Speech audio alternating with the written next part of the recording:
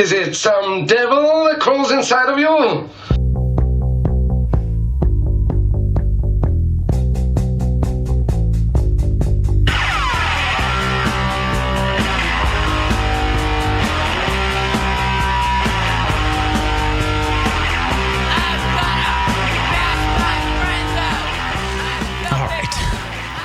Welcome back. I hope this is a little nicer and cooler than the last setup, which was not much fucking different. Well, it's I like it a lot better, not gonna lie. You like it a lot better? It's nice. Yeah. Okay. This is kind of how the old one was. Oh. It was like pretty much just like this. So what made you want to do this again? I liked it. It was so good. The most successful, not successful, but like consistent version of my podcast was that version. Right. A good setup. Was with the table, with the boom arms, with the mics, the headphones. I wish I could do the headphones right now. I don't have a splitter for the recorder, so we can both hear each other. Otherwise, we just hear each other in one ear, and it's really off-putting, but welcome back. So we're redoing this for listeners just fucking tuning in and wondering where my podcast has been for the last 6 months. I just got really busy, but I also got really happy, which is a fun, interesting development. Yep. And yours is like the third in a row where I've had some technical issue, the guest pulled their episode, or so a little behind the microphone we recorded with last time, mine was completely fucked up, had nothing to do with you. It was just the input, the XLR cable was just, it's just broken. It's an old microphone. The housing's all messed up. Yeah. I'm an electrician. I'm not a fucking electronic-ishin. Right. I didn't know what to You don't deal with small electronics. You deal with big shit. I don't even deal with big shit. No, I fucking put plugs in houses. That's what I do. I put lights in. Well, it's more amperage and voltage than this, right? Yeah, this is coming off of batteries. I don't think I'm getting any feed from here. I'm still learning electrical theory in general, so who knows? But anyways, without further ado, welcome. Thank you. Do you prefer Matt or Matthew? Whatever. Matt or Matthew, doesn't matter. I like both, really. Like, I hated back in the day when people would call me Matthew. Sounded too like you were in trouble. Yeah, but now I really don't give a shit. Like, I worked with a Matthew at Starbucks in Vista, and I called him Matt one time, and he said, "I'm not a doormat. My name is Matthew." And I said, "You got it, Matt." The only Matthew. way I'd probably get peeved by you fucking using my name is if you wrote it with one T. That's when I say I'm not a doormat, because people have that. They have one T, Matthews. Yeah, those poor people. And I'm not into that. Low. Double T, son. Yeah, you're not low T like they are. No. I'm fucking low T. Dude, that tripped me out. What? I just don't see it, because you're a high energy, kind of guy. Same with me. Like, we're very intense people. You know what I mean? Yeah, I agree. It's not necessarily how it manifests itself. Like in my testosterone. Well, also, have you ever listened to my podcast? I sound like a fucking homo when I talk half the time. I'll listen back and I'm like, why am I getting all gay? Just fucking like it. So I gotta get that fucking bravado voice and gotta get the depth in it. Who wants to listen to this faggot? Yeah, exactly. Yeah. And it doesn't help that I just spend all my time with my girlfriend, so I'm always like, yeah, well, hey, when you hang out with a chick and you just your voice gets higher and you get sweeter and you're just I'm just doing little baby voices. Hey. Anything you want. Yeah, I gotta remind myself. I'll hear myself do it, and I'm like, come on, man, fucking smack her in the ass or something. There was a commercial, a Super Bowl commercial that got pulled, or there was a bunch of controversy, and this is when we were kids, like when Bush was president. Yeah, like the good old days, right? If you could say that. Yeah. It was a Snickers commercial or whatever, and these guys were eating a Snickers bar, and both other they were both eating one end of it, and they ended up smooching on accident. Shit. And they're like, oh shit, let's do something manly. And one dude like ripped his chest hair off, and one dude like smashed. They were like in an auto body shop. Yeah, it was so funny, and it was just. I saw the news the next day, like bitching about it, and I was like, are you kidding me? That's where it started. Yeah, so I was like 9-10 years old, and I was like, we're not gonna make it our way. Yeah. This is not going well. 2023 is gonna suck. Yeah. I mean, honestly, I feel like there's been such big pushback from all of this heavy-handed cancel culture type stuff in that like realm that I feel like there's more normal people out there, and we're all kind of like peeking our heads out like, hey, you're normal, right? And we're like, yeah, we're normal, right? The pushback got so heavy that we literally brought the words retard and faggot back. And I just hear those all the time. And I'm like, oh, cool. Like, dude, not cool, don't call, I almost said, don't call retards. I mean, the thing I always tell people, I mean, especially the conservative people that I know and talk to, is like, if we lived in a big city like LA or San Francisco, like it'd be so different, that cancel culture. And, closer to the big universities, like we live in Lompoc, where that's here, but it's not really here. Yeah, it's not really here. You know what I mean? Yeah, absolutely. So it's on our phones, but it's not outdoors. Exactly. So it's like we kind of, I don't want to sound like a dick and sound like we're lucky, but we don't live in the big old fucking hoopla of it all. You know what I mean? So I don't know what I would do if I lived in that. I couldn't live in it. Well, I think, people are so good at adapting and adjusting normally. True. Like, even if you were someone who is a much more left-leaning person and you were in a very open town, conservative area, you'd probably loosen up your stringent personal policies. And I think that just goes both ways. And I think there's a middle ground that has been erased, just like the middle class is being erased. Mm-hmm. And everyone's like, hey, what the fuck, bro? I'm not this way or that way. I thought I was normal. Yeah, for real. I mean, because I grew up with, I have a stepdad. He's been around since I was 8. Very conservative, very right wing. My mom, she's been kind of left liberal most of her life, but the older she's gotten, it's gotten worse and worse, more crazy. And it's just like, so I've kind of grown up with this conservative man, but this liberal lady. Sounds like a healthy balance. It is. So like, I kind of have some outlook on both, and I'm in the middle. You know what I mean? But I'm not too crazy on one or the other. So you can call me gay and a faggot if you want, but go ahead. I don't think anyone's political affiliation should be. I don't think anyone should just be calling anyone anything because they think this or that. Broad strokes, generalization, making jokes on, Instagram, just making your homies laugh or whatever. Like, that's one thing, but I'm not out there looking at someone I disagree with and then vilifying them, calling them names. Yeah. If I'm in traffic, it's a whole other thing. And then I'm like, if there's protesters in traffic, I'm running them. Dude, I think about that too, seeing the stupid videos and the fucking protesters blocking the road. They can do anything else. But that is so, like, traffic is already a bitch, and then your little weasel ass gets stuck there, and you're protesting over something that we can't fucking change because we're in our cars on They route. Can't change it either. Sometimes they might be driving to go help whatever thing you're protesting for. And I also...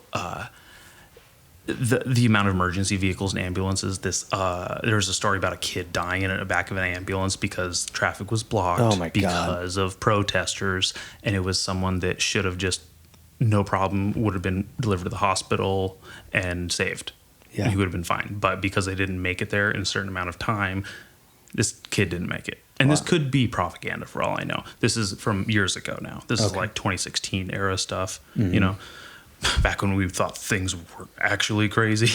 But, man, yeah. So we don't have to. I think that topic has been gang raped to death. Yeah, I'm totally fine not going there if you don't want to.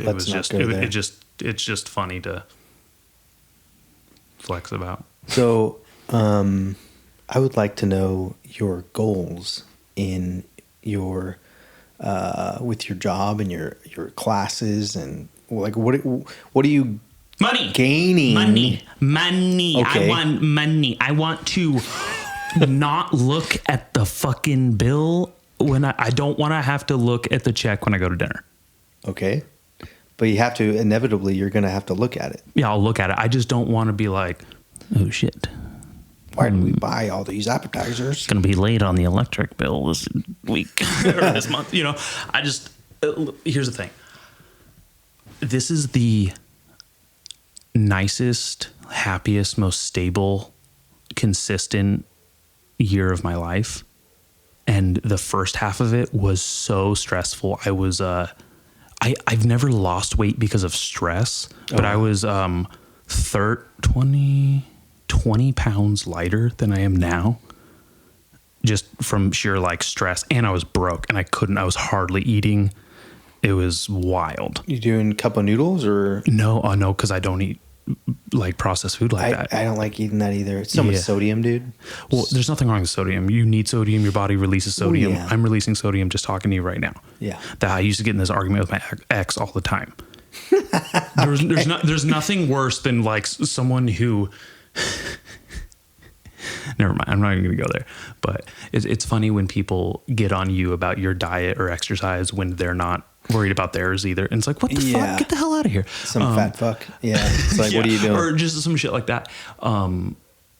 She would always say, oh, that's too much sodium. And it's like, do you think I have a storage here with sodium? That shit's it's going in my piss. It's going in my sweat. It's going in through my cholesterol and the thoughts. Like, your brain. Yeah. I don't wake up tomorrow with the same amount of sodium. What do you think when you go to bed that like it all vanished and you could restart? Like some of it's there, some of it's not, you know, like you just get mad at me for like, I would drink the Pedialyte, the Gator lights for electrolytes. And she's like, oh, that's a lot of sodium. I'm like, oh no, do I have electrolytes in my body?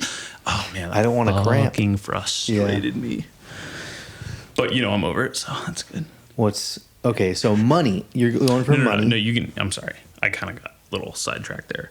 So are you trying to gain like a certification, or? Yeah. So inevitably, these classes will qualify me with the hours I put in at work. As well as these, I can get my journeyman's card. Yeah, I was going to ask, are you considered a journeyman right now? Or no, no, I feel like I'm a little ways away from that. Okay. Yeah.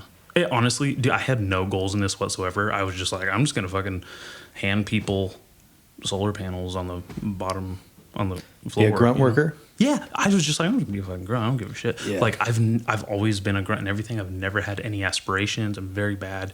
I don't have good ambition. I have bad discipline. I am not focused. I do not keep any of that. I was born and not given or like instilled any of those things. Didn't have good work ethic. I kind of have a good work ethic, but it came from watching my mom like work herself to like heart attack. And my dad has worked my parents I never saw them take a day off work. They never stayed home sick. They did drugs so they could go to work. Yeah. You know what I mean? Like I've never known my dad to like stay home from work. Like your dad was a truck driving tweaker. my dad was a construction working tweaker. So then he inevitably was that too. And he's been, there you go. A little disclaimer: my dad's been clean and sober for over a decade. He's a great guy. I see him around town. He's a sweetheart. I just saw him. Good for you. I mean, good for him. You know, my dad still has the selfish mentality of, a little background because like people don't know because we have that context to the podcast that we did that is gone forever. I have so many fucking podcasts that will never be released. I have like 20 episodes at least that I have not just didn't come to fruition for whatever reason. Technical difficulty, person pulled it, sounds bad. I don't think it's good, so I'm not going to release it. I don't like releasing bad episodes or bad content. Some of them are not so great, but some are really great and some are better than others, whatever. But there's some that are just so bad I'm like, it's not going up. But our dads were friends. Yeah. When we were kids, before early 20s. I don't know because, my parents were married for 10 years. That's not that long. That's crazy. And but my mom tried to have kids before me and my brother, and they were miscarriage 3 times. Whoa. And So you guys were like the lucky babies. yeah. And you have a twin. I have a twin, yeah. That's right. I guess I can kind of go into my life story. Bring it on, dude. Which a lot of people probably don't know, but some people do know. And I mean, this is why you're here too, is to Right. please like tell us about yourself. yeah, so not everybody knows that I'm a twin. Bo is my twin brother. He's a tall, skinny, bald man, and he's a really good drummer.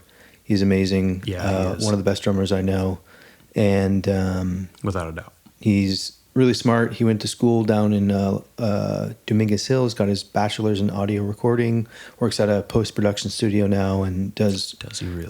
like audio engineering. So he loves that shit.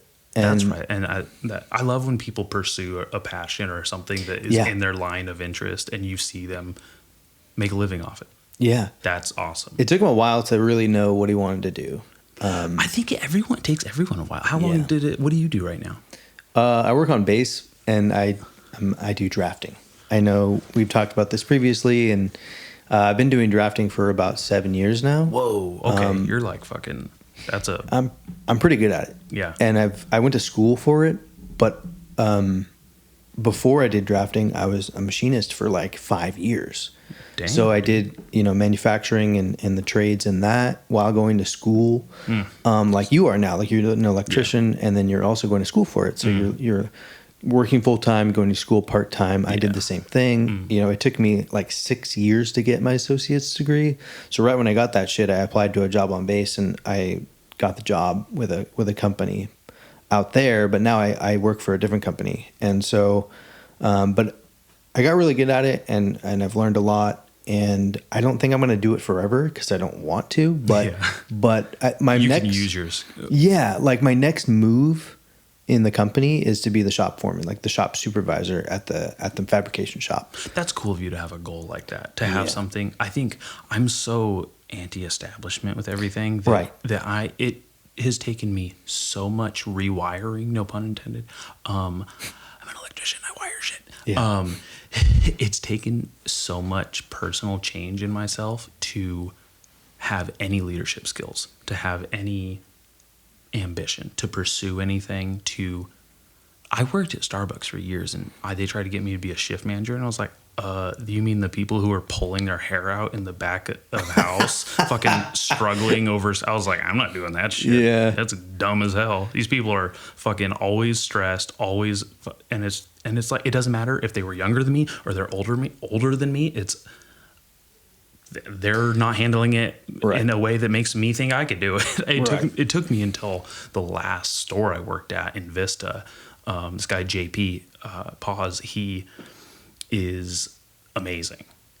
I saw what he could do in that role, and it inspired me so much to just be better as a person in everything I did. Really ramped up my work ethic, and he was, he's about your age, and it just 32? 32. Yeah, you're going to be 32? January 5th. January 5th. Yeah. Oh, okay. Oh, so that's Bo's birthday too. That's right. Crazy. All right. Yeah, we kind of got off topic of my life story. What the fuck, man? Dude, sorry. Let's bring it. So, anyways, my mom was like high risk pregnancy, 3 miscarriages, and then we don't know if it was my dad doing meth or like if it was my mom just having that woman bodily thing. Some women have that. Anyways, she got pregnant with me and my brother, and we were 8 weeks premature. 2 months? Yeah. Holy shit. We were 1 pound and 14 ounces, and I think 1 pound and 15 ounces. We were super small. You can literally hold this in your hand. Yeah. We were tiny. We had no fat. We just looked like fucking aliens. Oh my God. Do you have pictures of this? Oh yeah, we have a video, dude. Is it your mom's pussy in it? No. Okay. So well, then, it was then post. I don't really want to see it. Just kidding. Post birth. She had a C-section, so you wouldn't see it anyways. But we were a minute apart. So Bo came out first, and then I came out 1 minute later. He's gay? Is that what you said? Yeah, he said he came out first. Oh. Well. Sorry, I'm so sorry. Anyways, I'll try not to do this. We'll get to that. To show, that's everyone. a great segue, but we'll get to that in a minute. Matt's gay. So, Yeah, so we were 8 weeks premature. We were, super tiny, and we had like a 50% chance of living. Those pretty good odds. Yes, very good. If you were at a casino, I'd be like, give me the 50% odds one. So we were in the NICU for until April, I think, and we had all these things wired up to us for all these pads and monitors and stuff put on us. And like when you were Bubble Boys. We were in Bubble Boy. That's right. That's weird. Moops. So for anybody that knows that reference, it's a good one. Moors. No, anyways. So we were in the NICU till April. January to April. And the nurses took a video of us because I think the year or two before that they didn't have these incubators and we would have died. No fucking way. Yeah. So we're miracle babies and shit. Get over yourself. Yeah, I know. So then the nurses took a video of us where like we were in the NICU. They would take us out of the incubator. They had to put like oxygen next to our faces so we could breathe while they were giving us baths and stuff. Like, I don't know if I've ever showed you my gnarly, like weird. You did last time. Well, I showed you my scar, but did you see my deformed, like weird skin on my left side? No. I don't think I showed you. Is that black or something? No, it's like old man skin. That was a joke. You have weird old man skin. You have Benjamin Button skin. Oh, that's not that weird. It's like, dude, I've dated fat chicks that have weirder skin than that. Are you shitting me? Your scar's way weirder. Oh, I know. Yeah. The hair on your tummy is weirder. It is weird. That was you better get over that. I'm not a hairy guy. Come on. Yeah. I don't know where all my hair went. Probably to my ass, just like you. But fuck off. yeah. So what other complications you guys have besides being premature? And let me bring that up. So yeah, exactly. So most people think I got kicked in the knee, but why do they think that?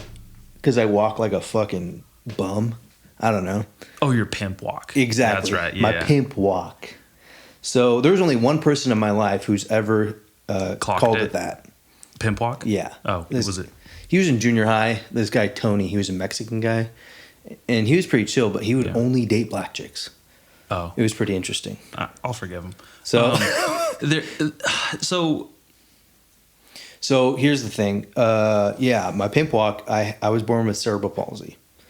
And the reason I was born that way was because the doctor, my mom believes this is what happened. The doctor basically stuck that like dildo thing up. An ultrasound, essentially. Yeah. And it basically punctured my amniotic sac. Damn. And so the amniotic fluid would leak out and it fill back up, leak out and fill back up. And so it's damaging your development. Right. My brain, because cerebral is your brain, and then palsy, I think it's like your muscles and shit. So, but I've got to say I'm very lucky. Because it doesn't seem like there's anything wrong with your brain. Right. I'm very stupid, but at the same time, I don't think you're stupid at all. I think you're too hard on yourself right now. I know, I'm fucking around. Good. I just wanted to make sure that I don't have a friend out there being... No. I'm a very confident person. I don't know if you noticed that. I do, and that's kind of why it is why this interests me so much. Is you have a great air of confidence around you. Mm-hmm. I don't know if it's the obstacle of growing up the way you did, with the family you did, with the birth situation. I don't know what it is, but people like you fascinate me. Because it seems like you persevere. And I've had to persevere a lot of shit. I'm very lazy about it. Like, I definitely take the scenic route to persevere through things, and I'm trying to be better about that. So tell me more about you being born with and growing up with cerebral palsy. Yeah. So it wasn't that bad. I mean, I did sports. I did wrestling. I started wrestling when I was in like 6th grade. And then I did basketball 1 year at Boys and Girls Club. My parents made me do it with my brother. Yeah. And I kind of just been active my entire life. Mm-hmm. Like I started lifting weights when I was 12. Damn, that's crazy. Yeah. Right when I could start lifting weights at the gym. Because my mom, like, instead of putting me in sports, me and Bo we were in, you know how some parents put kids in sports when they're like 3 years old and then they fucking do that one sport their entire life and they get really good at it. Like my mom wasn't like that. Yeah. She would take us we did like t-ball, we did cat ball, and then we didn't want to do it anymore. So then my mom was very active too. She would go to the YMCA every day after work and work out and do the aerobics classes and fucking. So I was a Y kid. I grew up as a YMCA kid. I've been there since I was 5, and like right when I was 12, I wanted to start lifting weights. So I learned how to do that. What made you want to start lifting weights? Probably my mom and my stepdad. That's so cool, really. Yeah, like because they've just been active forever, and that wanted. Are they in good shape, like to this day? That I think so. I mean, for their age, maybe. I don't know how old they are. Yeah, they're in their 60s. They're going to be 62 this coming year. Okay. But yeah, my mom's in pretty good shape. She's like the biggest health nut that I know. Yeah. She only eats organic, sustainable food. Well, good for her. I don't like eating. Well, I try to follow the animal-based diet, so there's not a lot of vegetables that go to my palate. Right. And even if I wasn't following that, I never ate vegetables growing up. Right. Ever. I'm fucking 6'1". I have a head. You're 6'1"? Yeah. When I stand up straight, I'm 6'1". Oh God, I didn't know that. Yeah. I've only dated women shorter than me, so I'm always leaning over. And I am a little hard of hearing, so I'm always leaning into people. And my posture's kind of bad, so I'm always leaning in. But if I stand up straight, people will go, "Did you get taller?" And it's like kind of, but not in the way you think. Thank you. So, yeah, I appreciate that about your mom being a health nut and the stuff she eats. That's cool. Yeah, it's really good for my son too. Like, because she's always looking out for his diet. How cool is that? I mean, so am I. Like, oh, dude, the shit they put in kids' food. I'm terrified to have kids. Yeah. I fucking ate nothing but candy and fucking McDonald's and soda and garbage. Dude, I have had ADHD since before they put the H in it. It fucking is wild to see what these chemicals, the red dye number 40 and all this shit, clearly had a massive effect on my very lower class family upbringing, the kind of foods we were having in the house and affording, you know? Good for her. Yeah. You know, it's wild when you eat shitty and then you feel like shit, and then you eat good and you feel good. So it's like it's like a love-hate relationship, you know, because I love chocolate. I love chocolate. There's good chocolate out there, man. I eat a lot of dark chocolate, but I don't eat a lot of vegetables either. And I mean, the closest I'll eat, like, I used to eat a lot of spinach. I like cooked vegetables, but again, like the low absorption rate vegetables already have for the nutrients in them. Then you cook them, and then it's all gone, and you don't get it. It just what vegetables seem to do to my gut is enough for me to not. Oh wow! Makes you shit your brains out? No, it gives me horrible gas. It gives me bloat. It also causes leaky gut. Come to find out, a lot of what's leaky gut? Leaky gut is I wish I had a better definition for you, but it's essentially just an irritation in gut biome discrepancy. It's inflammation in your gut, and it's the stomach acid kind of bleeding into the rest of your system, I believe. And this is, I'm probably getting this way wrong. It's not like, what's it called? Not like an ulcer, no. No, but there's the acid reflux. No, someone broke down what might cause that. And that, I think, is along the lines of vegetable oils, which are not vegetables. They make it sound healthy because they call it vegetables, and people still regard veggies as a health food. Vegetable oil is terrible for you. It's absolutely the worst thing for you. Yeah. It is what has been caused. You see a direct correlation between the amount of cancer in this country with the amount of vegetable oil being put into the food supply. It's really like terrifying trying to navigate in this culture and this society, and just like the American diet, because our food supply is literally just essentially poison. We're absolutely being poisoned. The fucking Pharmaceutical industry loves it. I guarantee it. But I don't know, man. It's so stressful. Yeah. I don't like you said, I don't eat a lot of vegetables. Like I literally had just steak before I came here. I have 2 steaks seasoned sitting on the counter right now for when you get the fuck out of here. Yeah. Put them in the cast iron. That's right. Yeah. Cooked in beef tallow or ghee. Yeah. That's it. So I eat a fuck ton of carrots, actually. that's beta carotene. I think that's good for your eyes. That's what everyone says. Yeah. Again, when you cook vegetables and vegetables in general, low absorption rate and the bioavailability of those nutrients is not perfect. So do you cook the carrots? No, Faith does. I don't touch the carrots. She does it all. Oh, wow. They're so good. She glazes them in honey and puts I don't know what she does, ginger, and just makes them so fucking good. And then like with the steak, it's amazing. I never thought I would like eating a vegetable as much as I like eating the carrots she makes. Oh wow. Crazy. Yeah. Like I was gonna go get some for dinner tonight, but I forgot because I'm broken inside. Okay, shit. What were we talking about? Circling back to your mom looking out for your son, health food wise.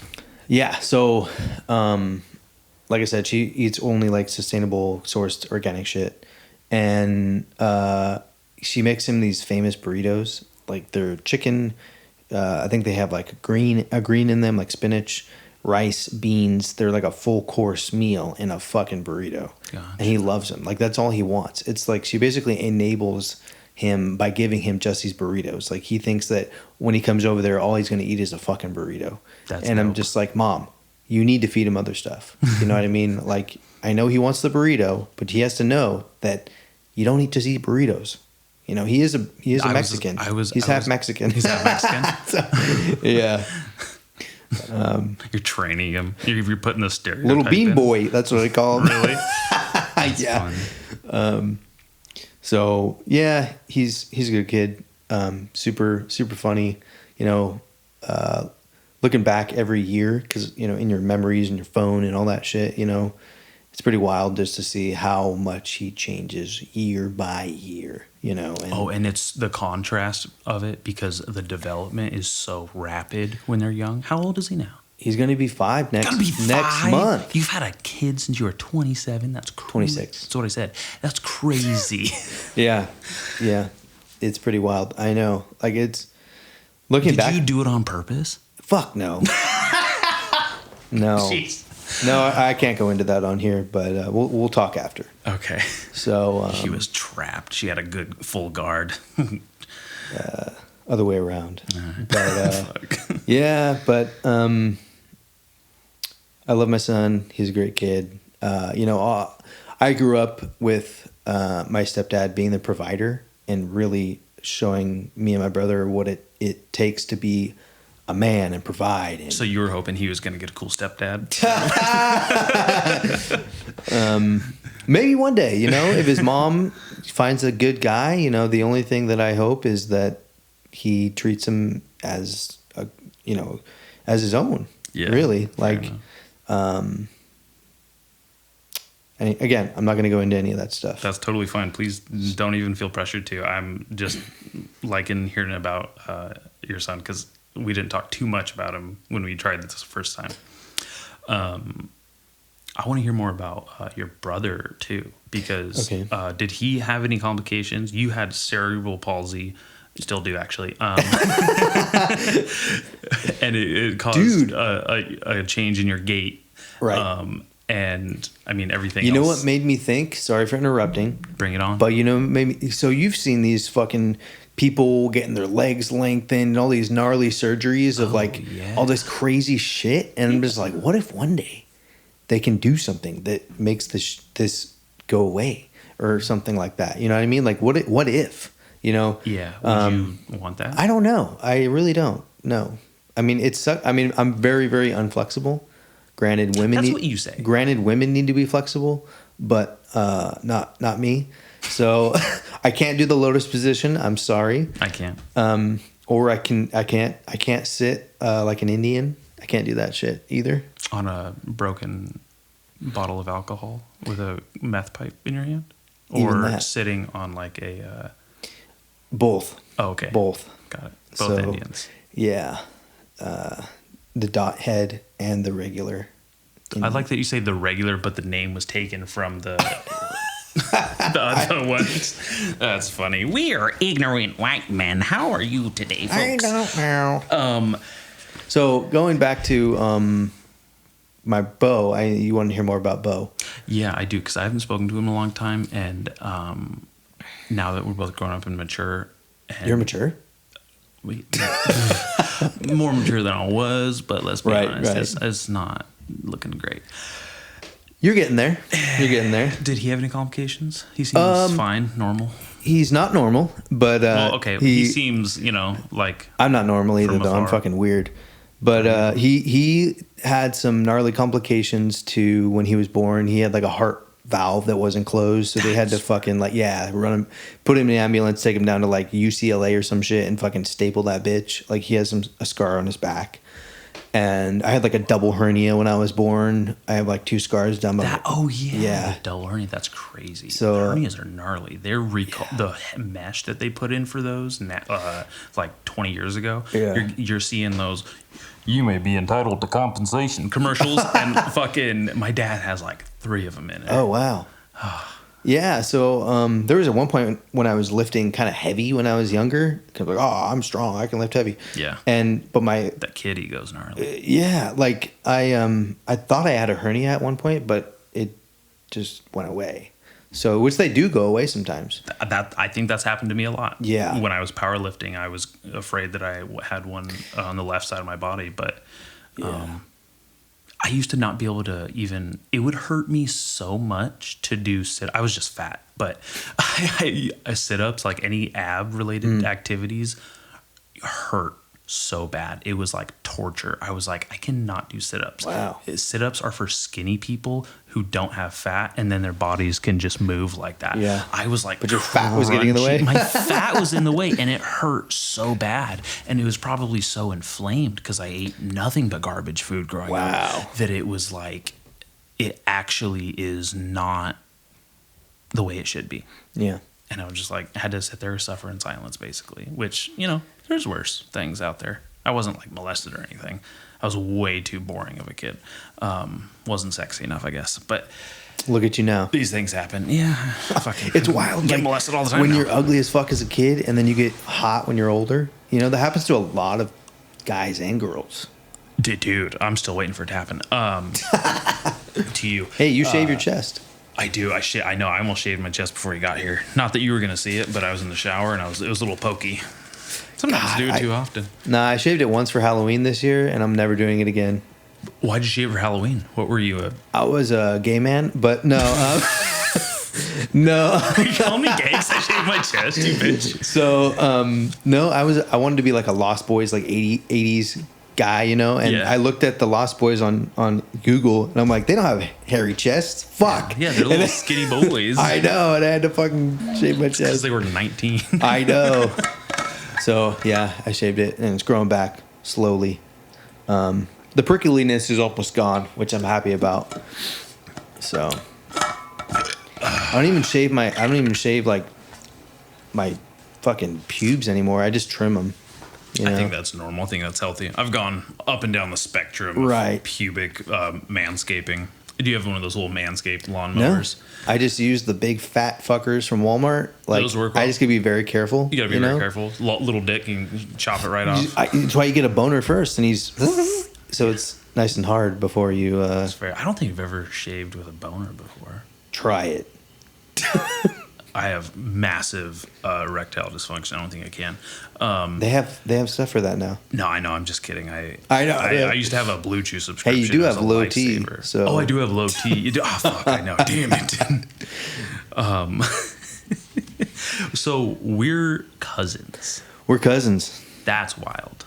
But I found that out because of a friend. Really? My friend Gilberto said, hey, your brother who's deaf?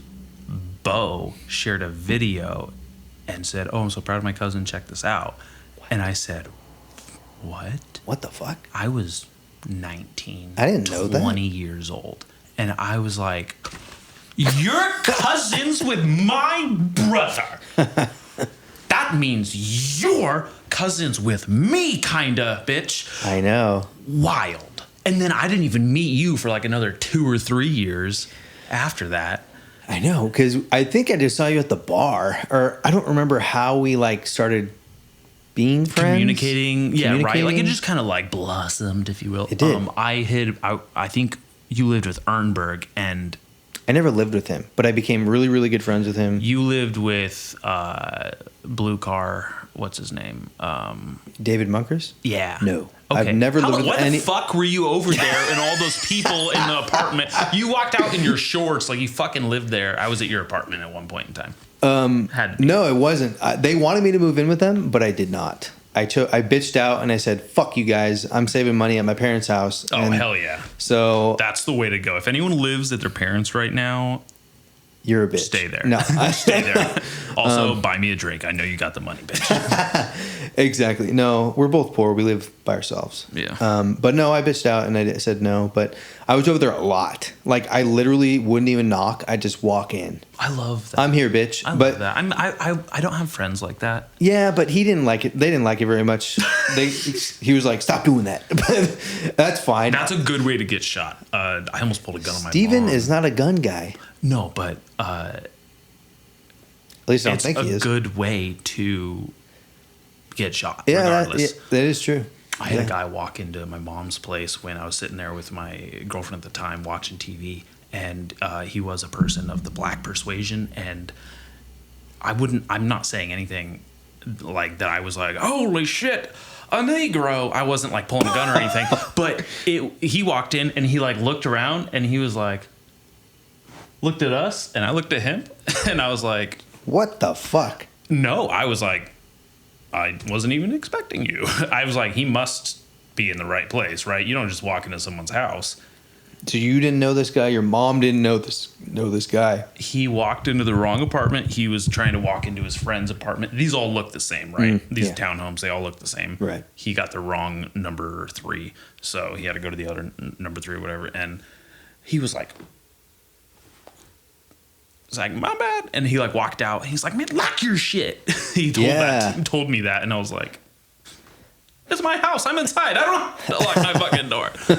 But that was funny. So you walking into someone's house, when I first moved into this place, my mom walked in through my garage, opened my garage, the man door, and I had my gun on me at the time, and I fucking almost I was terrified. I was like, because I had just walked in. I didn't know my garage was open. I have not even gotten into the habit of closing. I've never even had a garage of my own. So I was like, dude, oh my God. And I went off on her, and she got so mad at me, rightfully so. But I was like, do you want to get fucking shot? Oh my God, what are you doing? Yeah. Jesus Christ. You were in a vulnerable state at that point too. Very vulnerable. This is when I was starving, broke, right, stressed. Faith was over, and I was literally like talking about like pulling her hair or something when I'm smacking her ass, or like dead ass. Like it was just like not like good conversation for someone to be walking. So I was like extra like, you just fucking walking in my house. Are you kidding me? Yeah, you could be banging her right now, right? Yeah, Jesus, you don't do that. Yeah, so no one does this anymore, thankfully. That's good. But yeah, that was a hairy moment. Yeah, your mom. So good thing you don't live in over there, whatever.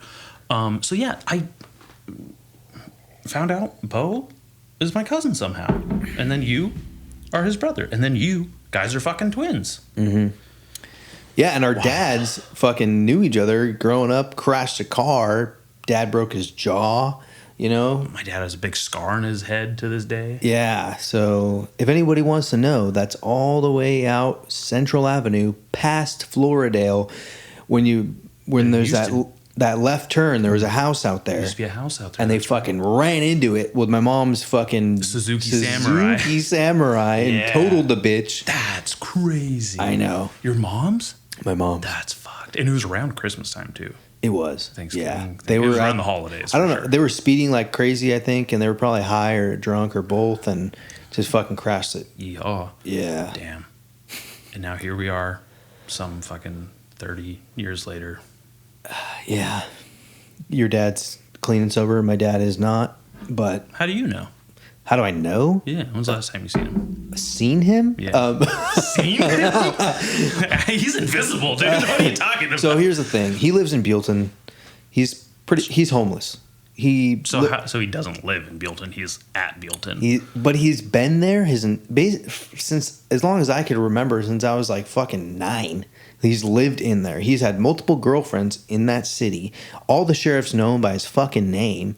You know, like when What else would they know him by? His fucking color? When the sheriffs pull me over, he is dark. People think he's like black. He's tan motherfucker. Oh, really? He's super dark. Well, I mean, he's been out there since you were 9. He has a lot of time out in the sun. I guarantee he's fucking dark.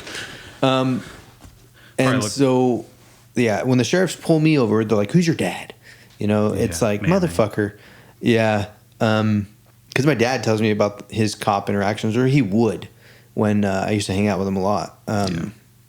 Yeah, because long story short, he went to prison when I was in high school. Not going to say the reason why, but he got out. He was in there for 18 months, year and a half. I wrote him letters all the time.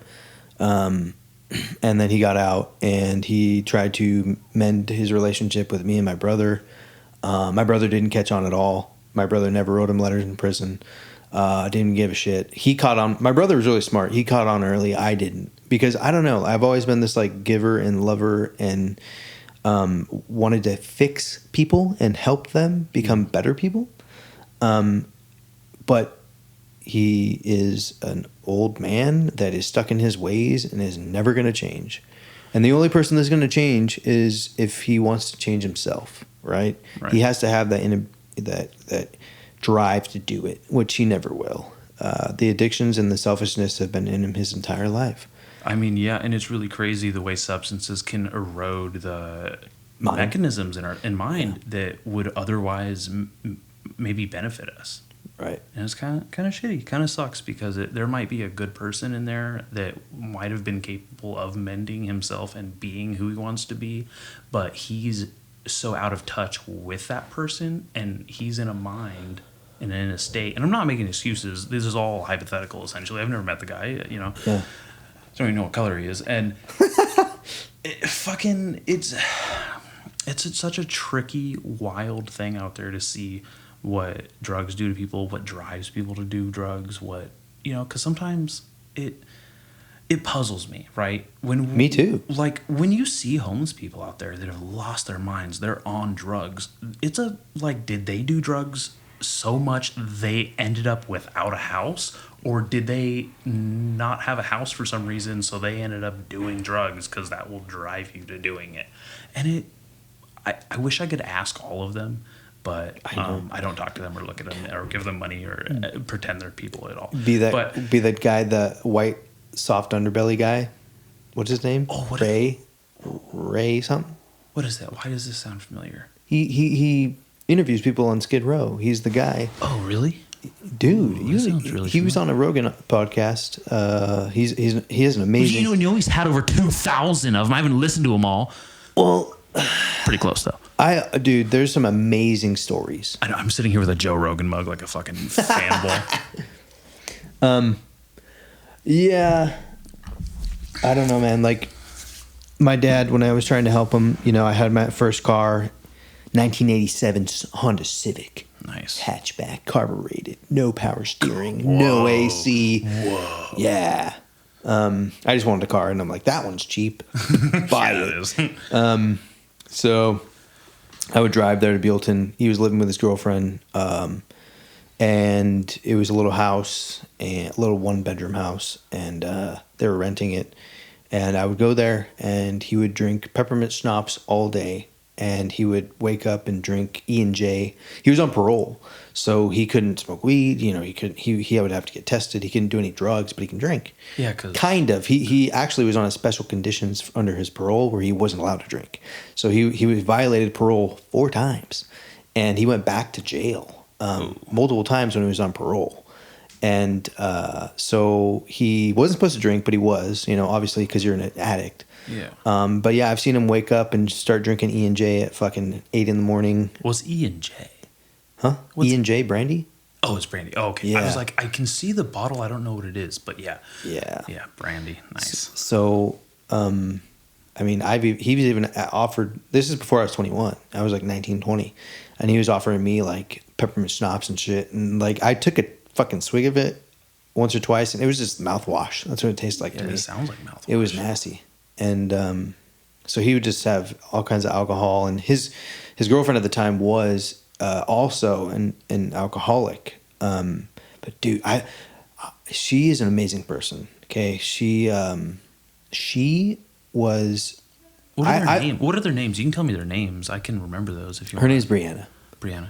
And so she is a person that I've seen her at her worst, where she was shaking and going through withdrawals. And I've seen it. It's wild. It was wild. And like, she left my dad, got sober, has been sober for I don't know how many fucking years now. That's so cool. And is amazing. Yeah, it's so and is living an amazing life. She has dogs, cats, has a fucking like. Does she have a boyfriend? Oh, and okay. Like, yeah, she's gonna set her up with my dad. She does like acro yoga. She stepmom. She does amazing things, and I'm so happy that she left my dad to pursue this better life. Isn't that funny? It's like you see the happiness that can come out of not being with one of your parents, dude. And the thing is my dad has drugged down almost all the women that he has been with. And then they break up, and my dad continues to go down, but they thrive. Like, there was another woman that he left, the most recent one that he had, and she now has a child and has a great boyfriend that loves her and all this shit. And he's like the good luck Chuck, but he's all bad luck for himself. That's right. That's beautiful. Yeah, but honestly, I think the worst I've seen him is before prison, when he would bring this tweaker lady around, because we would go camping. And this is when you were in high school. This is before high school. This is like junior high. And who's worse before you were? Okay. Yeah, we would go camping to Kachuma. I know a lot about Kachuma Lake, and we would go fishing. We would take our pellet guns and bow and arrows, and we'd go hunt on the trails with little jackrabbits and shit. And so he taught me a lot about fishing and the outdoors and all that stuff. So there was still like some dadism in there. There was dadism, some fatherly. You know, things, a lot of people can't make a fucking fire to save their lives. You know what I mean? But we learned all that shit. I can make a fire to take lives. There you go. Okay. Arsenic. Arson. Arsenic is a poison. Oh, okay. Well, it's poisonous if you eat it or consume it. Anyways, yeah, this lady named Kelly. She was a fucking tweaker, bro. Like, imagine a lady with brown gray hair, with fucking scars and just nasty face, skinny as fuck. Okay. I use that tweaker. I wasn't expecting a brave person at the beach with a bikini. It was gross, and I remember her very clearly. And I'm pretty sure that she gave my dad meth. All he had to do was fuck her, and he got meth from her. Jesus, sounds like a punishment. It was disgusting. Yeah. I can get really pretty dark if you want me to. I don't care. This is so. I'm here to. The worst part of it all is when he would borrow his brother's motorhome, and we would go out to Kachuma. He'd pick us up. Then he'd pick her up.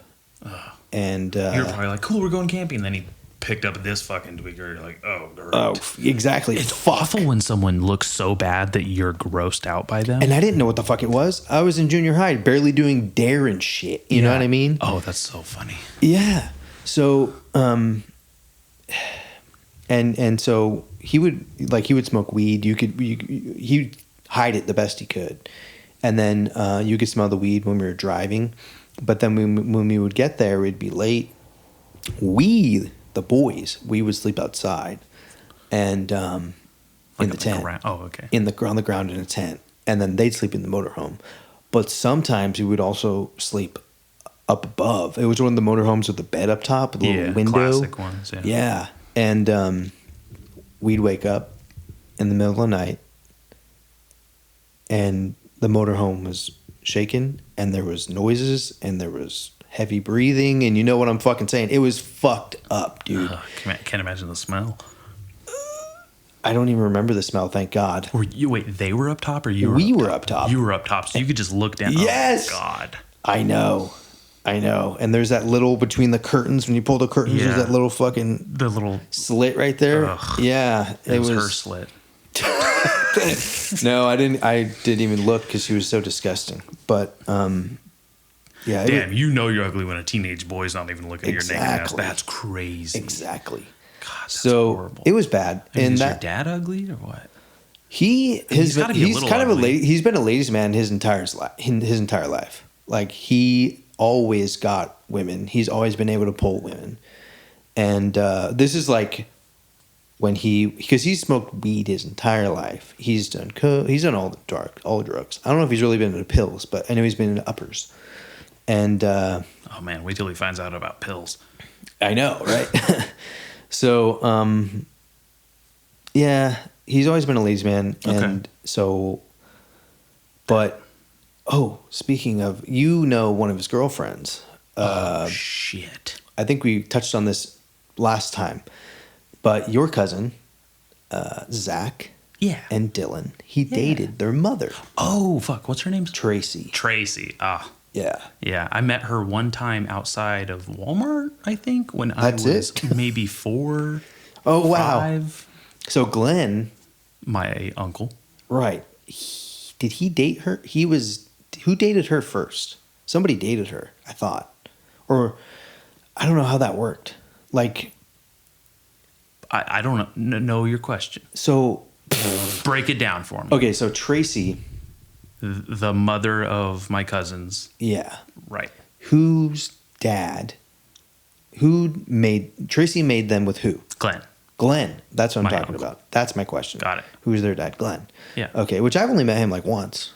Yeah. And he rocks. He's so chill. That's cool.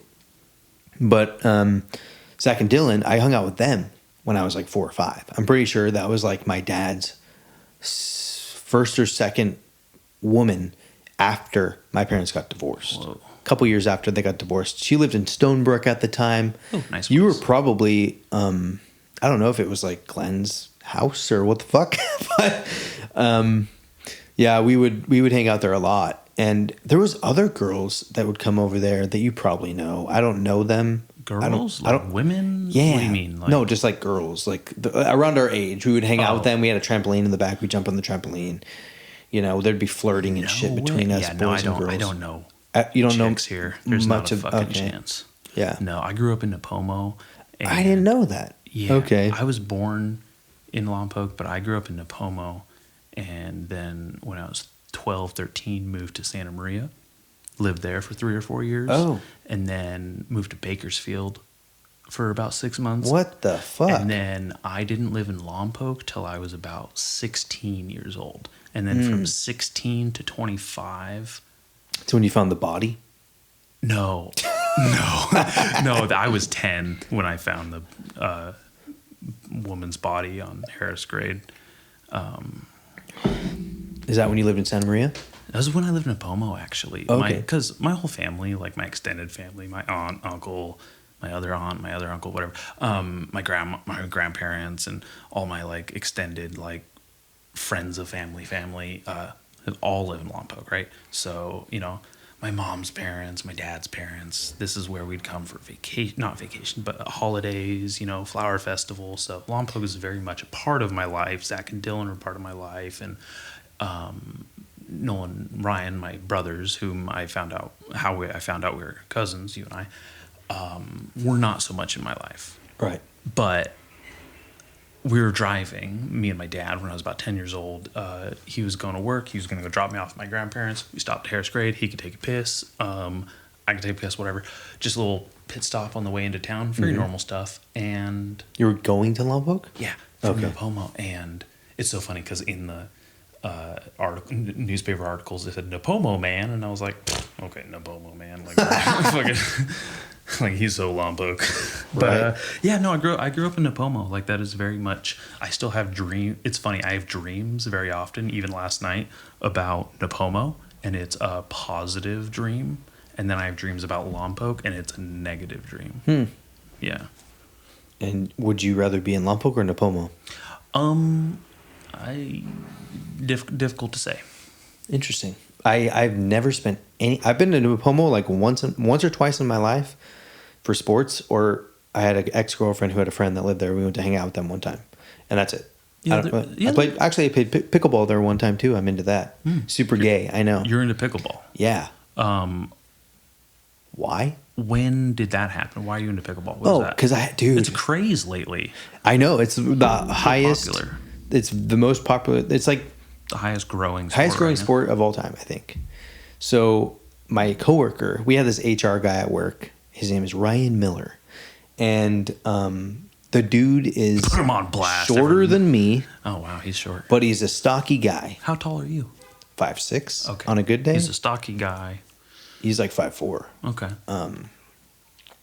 And he was always ranting and raving about pickleball, right? And you're like, I'm not going to listen to this pipsqueak. Well,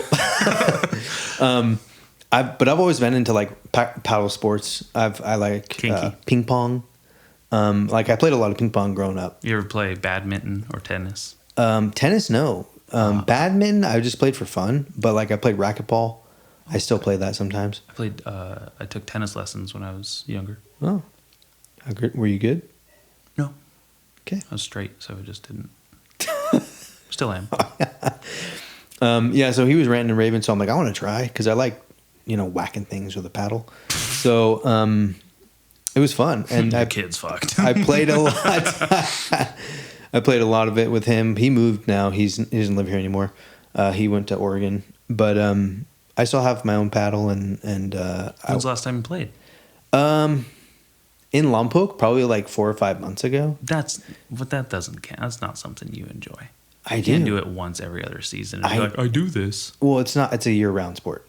But they're building. Exactly. They're building. It's the year around right now. Why aren't you playing? Well, here's the thing. They don't have courts in Lompoc. They have courts, but they're like makeshift courts.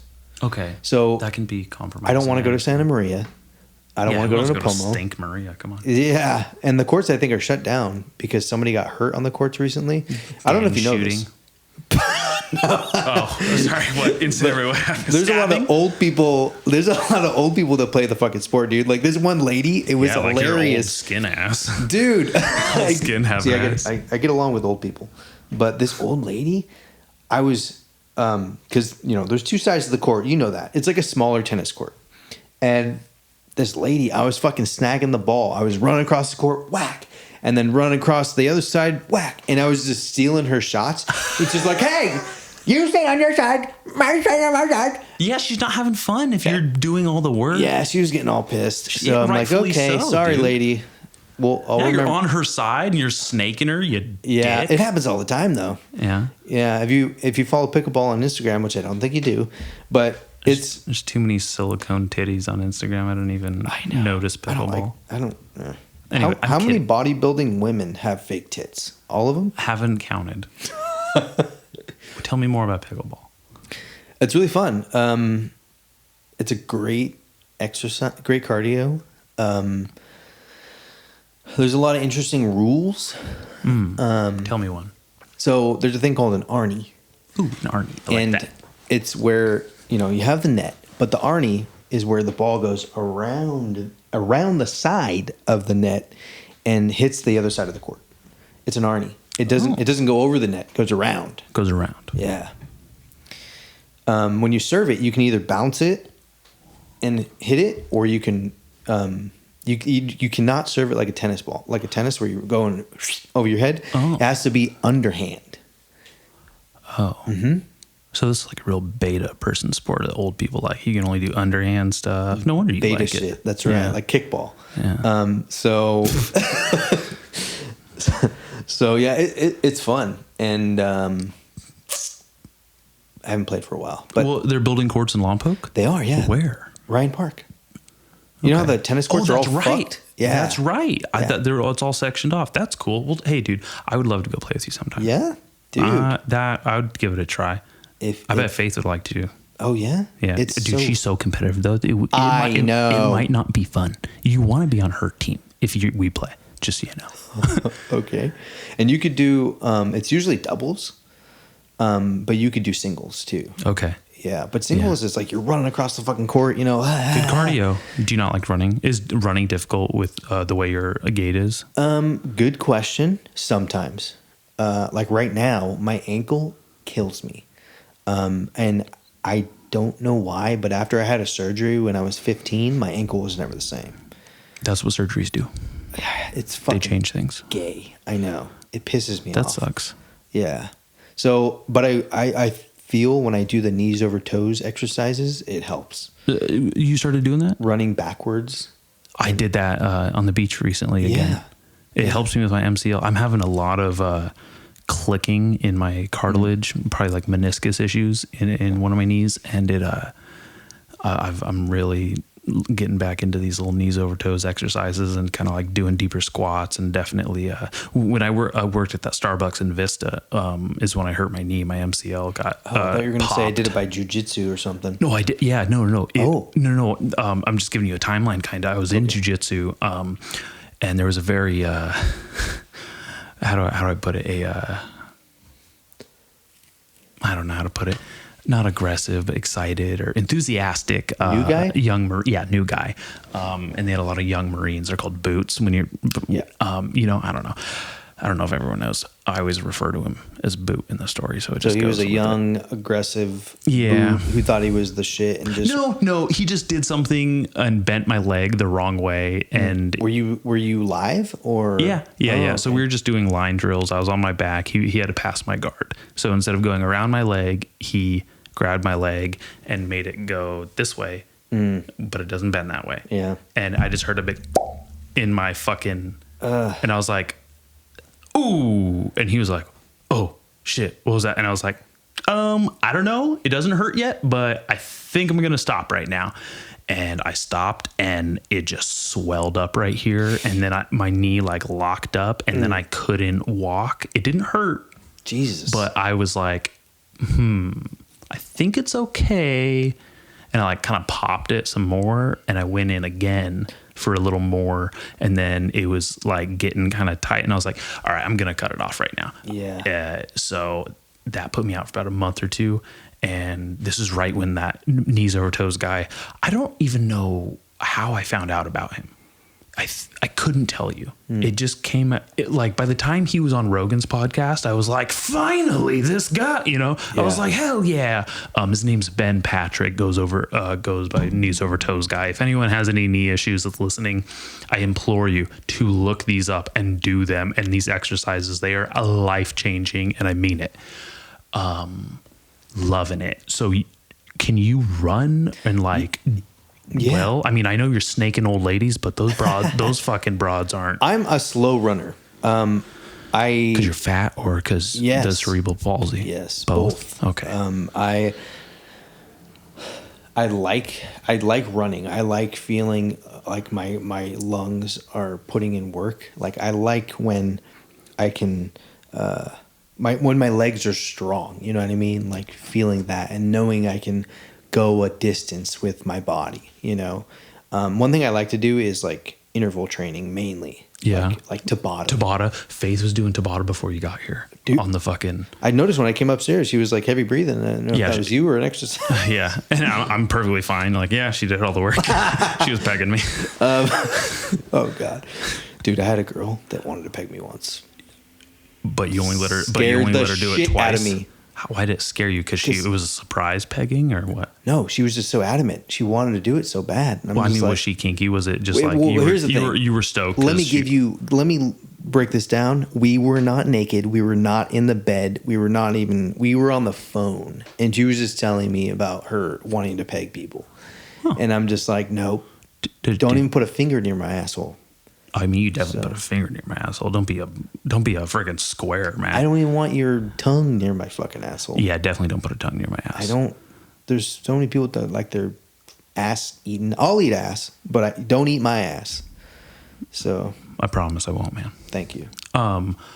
Did she peg you? Did she end up getting there? No, I wouldn't let her. I didn't. I met her. We went on a date. I met her, and I never talked to her again. Was it that bad? Yeah. Oh, that sucks. She's a filter girl. Oh God, Yeah. tell me about it. Talk about those secret fats. I'm not a It's like we know. exactly. I can see it in your face. We Right. know. We know it's You're a not filter. fooling anyone. So, I'm not a Notice big how- yeah. like if you use filters, cool, not a problem. But if you're trying to get to know somebody and you've never met them, don't use filters. Yeah, because I don't want to show up and go, did you age Exactly. 10 years in the time since I swiped on you? And have you ever done that? What? Online dating? No, because like I mean, I met my last girlfriend online essentially. Okay. But same area, mutual friends. I would love to do that. It's happened a couple times, but it's rare nowadays. I've done the. But you were in long relationships. Yeah. I'm a serial relationship Yeah, guy. I've not been single, like properly single, since 2014. Yeah, I honestly have had, when it comes to serious relationships, maybe 3. I fucked around a lot when I was in my early 20s. Right. And when I found somebody that I liked, I stuck with it. Yeah. I didn't go around like fucking different girl every week, because some people like to do that, but I don't want an STD. And I don't want an STD. That's so. funny. You said that kind of quick. I didn't catch it at first. Yeah. So most of them go away. You can get a shot; it'll go away. True. Some of them you're stuck with for life. But hey, they have the HIV medication now, or whatever the fuck it may be. Yeah. Oh, dude, it's crazy what they can fucking do. Yeah, it is. With that shit. It's terrifying. Anyways, I want to go back into my younger days. I would love to hear about it, dude. Yeah. Bring it on. Tell me more. Because now you're doing pickleball like a fucking old person. I want to hear about when you were youthful, young, dumb, full of cum. What's up, son? Definitely dumb, definitely full of cum, but I did release a lot. Still do. Yeah, I was did online dating for a long time. I literally started when I was 21, and Plenty of Fish, POF, was the shit. Yeah, it was before Tinder. No idea. There was this girl I used to hook up with that was on Plenty of Fish. I didn't even know that was a thing. She was older than me at the time. Yeah. But I mean, she still is older than me actually. But at the time, yeah. But anyways, yeah, Plenty of Fish was the shit. Tinder didn't exist. I've met girls from Santa Barbara to LA to up north. I was single. I lived with my parents. I traveled to their houses, hopefully. They're like, oh, if they let me stay for a week, and that was even better. Because you didn't have to. No, sometimes I would drive and drive home. Do you want to hear the craziest story? I had this girl. She was in the Marines. She was in San Diego. Yeah, I know. She drove from San Diego. We met at the Home Depot parking lot. And where is the Home Depot parking lot? Lompoc. What? She drove to Lompoc from San Diego? In one evening. Got here probably around 10 o'clock. I was 21. She was 24, 23. Nice. And she was New York chick, New York accent. Oh, disgusting. Dude, okay. I know. She had this big old 5 head too. Like that. Like she had a banging body. I'm telling you. Like she had a skyscraper. But she had a forehead. She had a New York accent. Big old 5 head. Yeah. So bigger zone to come on. I tried to go get a hotel. They wouldn't give it to me. I tried to. We ended up out at Surf Beach. Actually, it was technically Ocean Park. Yeah. And we fucked in her car. I hate fucking in cars. It's the worst. I had only done it once, and it was okay.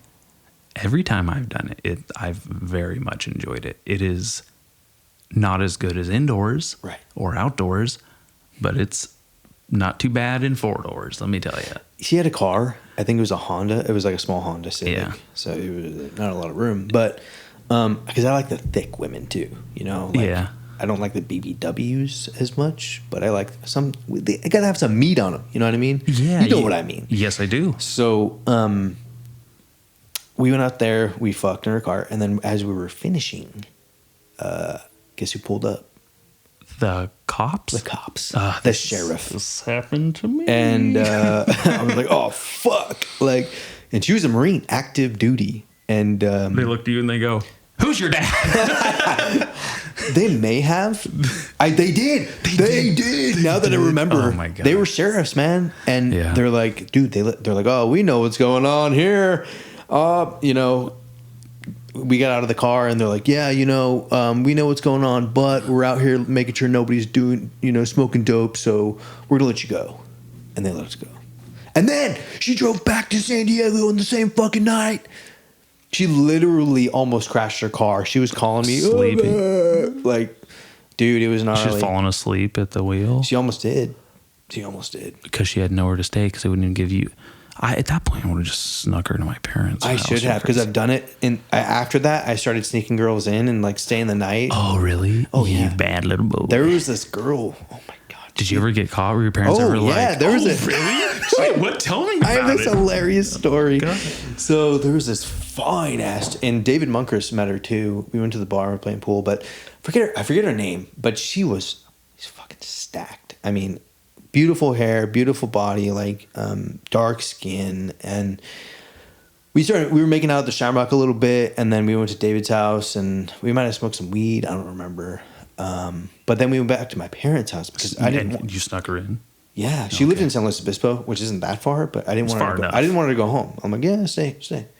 So went to my parents' house. We actually didn't end up having sex. We were getting each other massages, making out, you know, romantic stuff, and because she was a keeper, but now she has a super ugly boyfriend. I think maybe fiance. Damn, you would have been a shoo-in. I know. I would have. Anyways, what happened was in the morning, she was passed out in my bed and I was asleep. And my mom, my parents, we had a diabetic dog growing up. We had to give her insulin shots twice a day. She was on like a super gnarly diet. So your mom eats the healthy food, the fucking dog eats ho-hos. What's going on over there? Jesus. So my mom's like, Matt, like I knew this was going to happen. My mom was like, Matt, you know, I'm going to have to talk to you in the morning about the dogs because my parents were going to go on vacation. I was going to have to take care of the dogs with my brother and make sure that their diet and insulin was all good to go, right? So my mom's like, you know, in the morning, you're going to have to come down here so I can give you the routine on the dogs. And I'm like, okay. So I didn't end up going down there because I'm laying with this hot chick in my bed, right? And my mom opens the door. Hey, this is what she did. Matthew, come downstairs. Mm-hmm. And she just closed the door. I'm like, I'll be down soon. And it was so funny, dude. That's funny. And she did not expect it whatsoever. Yeah. And I'm like, Mom, man, look away. We walked downstairs and like she was in the office area. We had to walk through that way to go out the front door. And I'm like, Mom, look the other way. Mm-hmm. And and then she left. And there was another gnarly. That's not that bad at all. Are you kidding me? Here's a story. I hope involves so, my grandma. These two have sucked. I don't. But the cops let you go. I know. Been there, done that. Walked a girl past your parents. Been there, never done that. Never been to jail. Have you been to jail? I've never been to jail. Okay. I've been in a cop car, but okay. Me too, but not for detainment. Okay. Anyways, here's a good one. A girl from Bakersfield came one time to my parents' house. This is already horrible. And I told my brother, I said, Bo, don't come home. We're going to be fucking. Okay? Because it was, Hell yeah. And guess what he did? He came home like a motherfucker. I'm like, you son of a bitch. And I think he came home with Trish too at that time. Wow. And I'm like, dude, you fucked up because I'm still going to be fucking. Well, he's like, well, I'm going to be fucking too. So, he's not, I don't think he fucks very often. I took it all out of him. In the womb, you're like, I got the libido. Sorry. Exactly. So yeah, this girl from Bakersfield. So we were drinking some beer downstairs. This is before Bo came. Then my grandma decided to come over and say hello. What an angel. And hi, how's it going? That's what she sounds like. That's sweet. And she has a Boston accent. Hi, how's it going? I'm gonna go to my car. Is this Miss Alexander? Yes. Oh no. Yeah, I know. No. She's like my grandmother, dude. I know, yeah. So crazy. Oh, funny. Oh no. Okay. And then what happened? Yeah, then Bo came over. We're upstairs watching TV, drinking the beer, and my grandma left, and So Bo came over. I'm like, Bo, what the fuck? And we go to my room and we start fucking around. And she's like, I don't want to do it with your brother here. And she's like, let's go get in the shower. So we get in the shower. Okay. Foreplay in the shower. Adventures. She had always a fat drag. booty too. Yeah, I'm a fan. Yeah. Fat booty. And we messed around in the shower, got out of the shower, went to my room. You know the rest of the story. That's it. The best part of that story was she drove home too to Bakersfield. She had a Granger SUV. What's a Granger? Do you know what Granger? Granger, the company? She worked for Granger. No. What You is don't know that? You know McMaster Car? No. What? The fuck is You're an electrician? You don't know these companies, bro? Come on. Granger rings a bell, but I don't know. So they're like a master distribution company or a manufacturing company of I'm like... going to stop you there. All of those stories sucked. What was you built them up and then you're like, you know the rest of the story. I appreciate that you got laid, but we got to give you some like story highlight tips. Okay, give me some. Build up needs a conflict resolution. There's you can tag it, you can enact, you can be talk about, but there was nothing that happened in those stories. Yeah. They were just very run of the mill. Needs to have a what's it called? Not a conflict, not a. I know what you're saying. The word It's not a crescendo because that's music. kind of, but a crescendo to it, right? Where it's like the final act, right? I know what you're saying. What is that word? I can see it being taught to me in film class. So can I, yeah. Fucking. Anyways, it doesn't matter. I'm just saying. Yeah, I always tell people I lived a pretty boring life, but really when I was now young, I'm validating it. Sounds like. When I was young, that was like the most exciting part of my life was when I got pussy. Hell yeah, exactly. got a lot of pussy. Dude, 100%. Right? Yeah, I've had some STD scares too. Yeah, I mean, who hasn't? Dude, these girls. I got scabies once. Oh God, what's that? It's like crabs, but everywhere. Whoa. Yeah.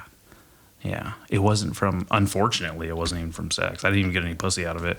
Wow. I just had a real crust punk friend sleep over, use a blanket, and I used the blanket after him, and he got scabies on the blanket, and I got scabies on the blanket. I didn't use the blanket after him. That sounds so quick. We both came with it. I just slept with it, and I was just itchy the next couple of days. And I was terrified because I had just started hooking up with that Plenty of Fish girl. Oh, shit. And I was like, oh no, I'm going to give her a lot more fish all over her body. This is not going to be good. So, but she was fine. I was not. I had to go to the ER, had to get this special cream. It was so embarrassing. Yeah, I had to go to the ER. I didn't know what was going on with me. I had all these fucking like bumps on me. I probably looked like old Kelly, the tweaker in the motorhome. Jesus. Fucking dude, I literally thought I was gonna have scars. I was picking at myself everywhere. It was awful. I was itchy everywhere. Surprisingly though, not anywhere near like my crotchal region. That's good. It was mainly wrists, thighs, shins, and like calves, like that kind of thing, and maybe on my head a lot, but not my dick head. So that was cool. But I had to go to the ER with my mom. First of all, I had to go into my mom's office, tell her that I'm having this fucking weird reaction. We had to go to the ER, got prescribed this tube of paste or whatever. Yeah. Looked like a tube of toothpaste, and I just had to rub it on everywhere. But man, that sucked so bad. It was the fucking worst. And then I used to think that I had an STD, but it turns out I just wasn't using enough lubrication when I was jacking off, and I was essentially getting like chafing, yeah, wow. Getting like a wear scar on my dick. Jesus Christ. Yeah, I was a horny little monkey. Dude. I think that's why I have low testosterone. Was I came it all out, or like when I was a teenager. Here's a question: what's your best record for in a day? No. Oh, the distance. Distance. Best record. I don't think I've ever gotten like a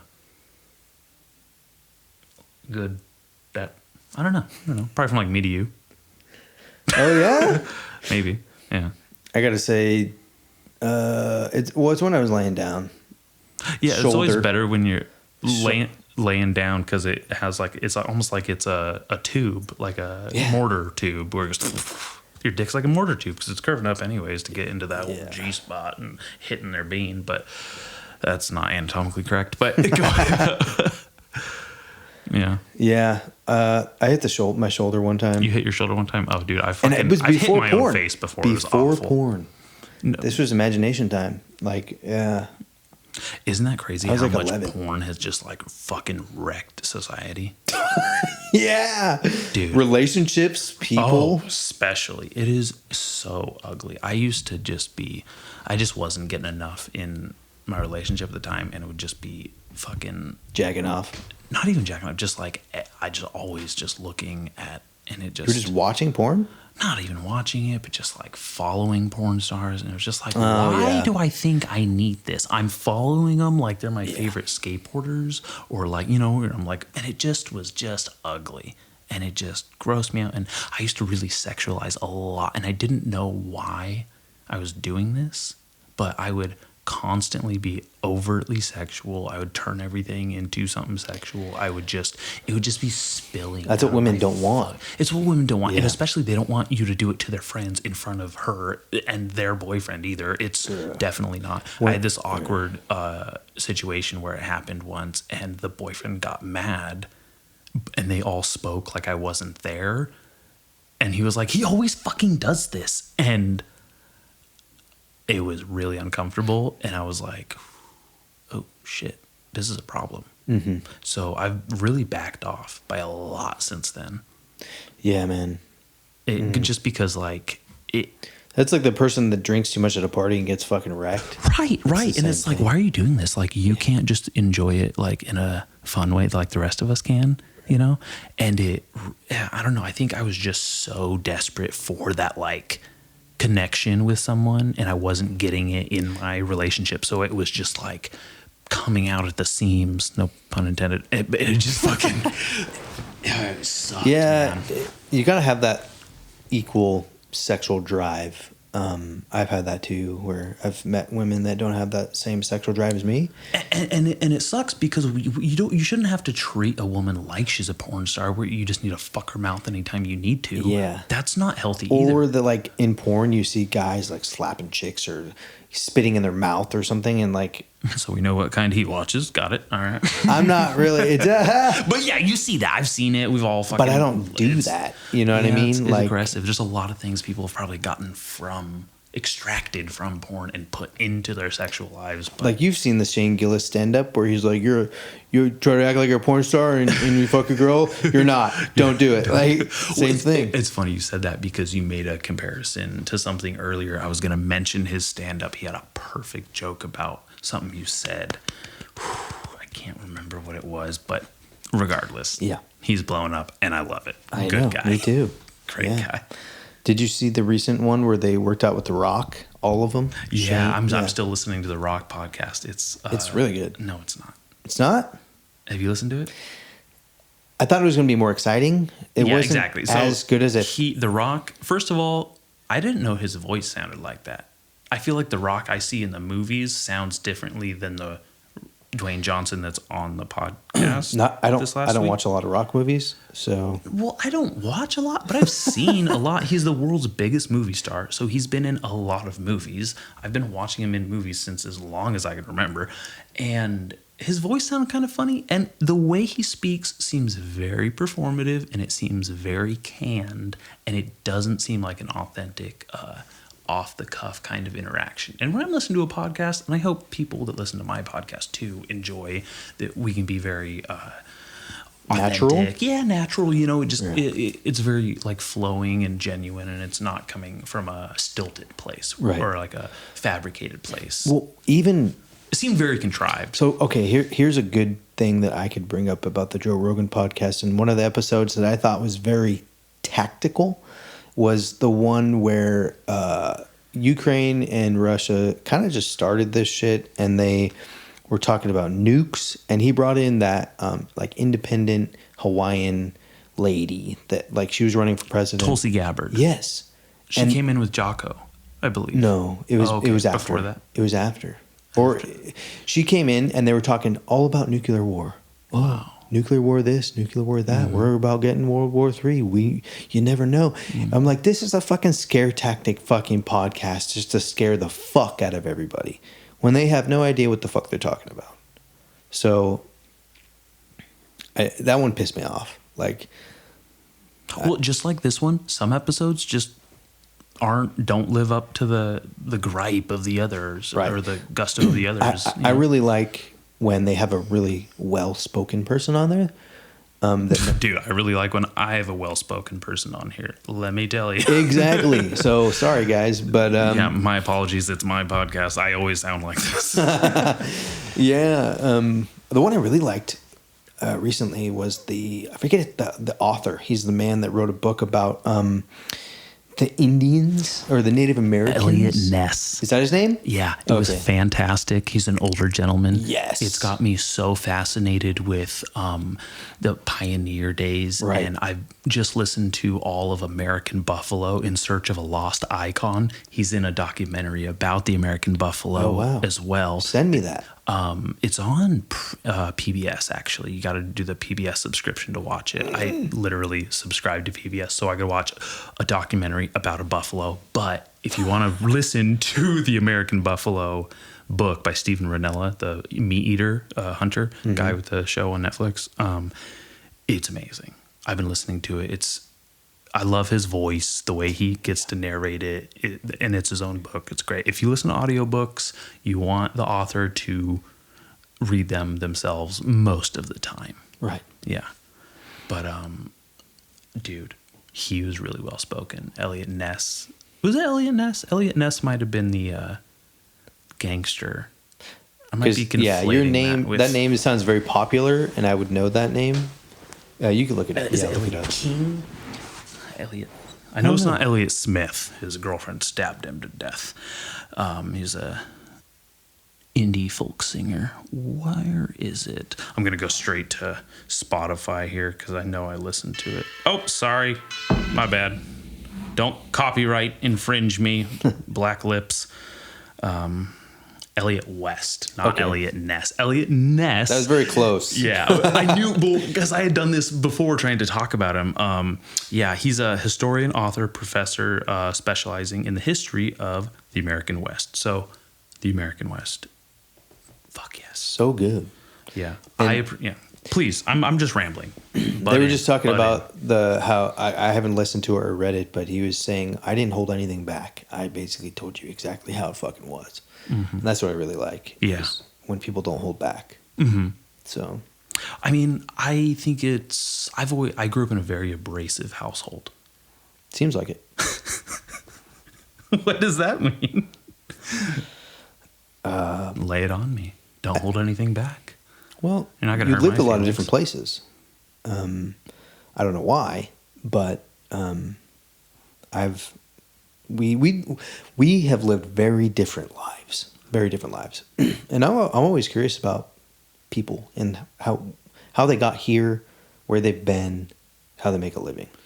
But I relate, because the older I get, the more I see people, and the more I'm trying to make sense of this thing we call life, and how further puzzling it is, and further my aptitude for life and my interest just get shuffled constantly. You're more than welcome to ask anything you want, but you are my guest, and I'm here to talk to you, and you can tell me anything you want as well. And I'm here to give you that. But like I said, I grew up in a very abrasive household, so giving it like fully is just like my standard operating procedure, right? Right. Telling you your story sucked. I'm just teasing. That's fine. I'm teasing, but it's also like, I thought there was going to be a funnier ending or something. No, I live a pretty boring life. There's nothing wrong with that. You ever talk to someone who doesn't live a boring life and they have to make everything about them? They start their own podcast. It's frustrating. I've known people that you can only believe 30% of what they fucking say to you. Oh, those pathological liars. I fucking hate those people. Dude, isn't that wild? God. I don't know. I was just thinking about this before you got here.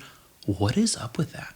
they just start lying. They constantly fucking lie. I haven't met a person like this in so long. They seem like such an anomaly. They seem so rare. They're kind of like extinct, to me, because I don't know, like the people that lie, they just start, oh, my friend did this and we did this and this one time I did that, and it's so performative and it's a big lie. And so how do you react when you meet somebody like that? I don't know, because I haven't interacted with someone like that in a very long time. Before, I just used to be like, oh, damn, that's crazy, dude. And that's it. Yeah, I usually just depends on where I am is if I'll call them out. So when's the last, how do you interact with someone that is bold-faced, pathological liar, lying to your face, telling you a bunch of horse Okay, shit? so this guy I used to work with, he would just talk about himself, and he would talk about his life, and I did this and I did that. And we're excusing that right now between us because the show is about you and I. So please. And we were at work, so I just said, good for you. Nice job. Oh, really? Is that right? and I would be very sarcastic with his ass. And because he'd keep going?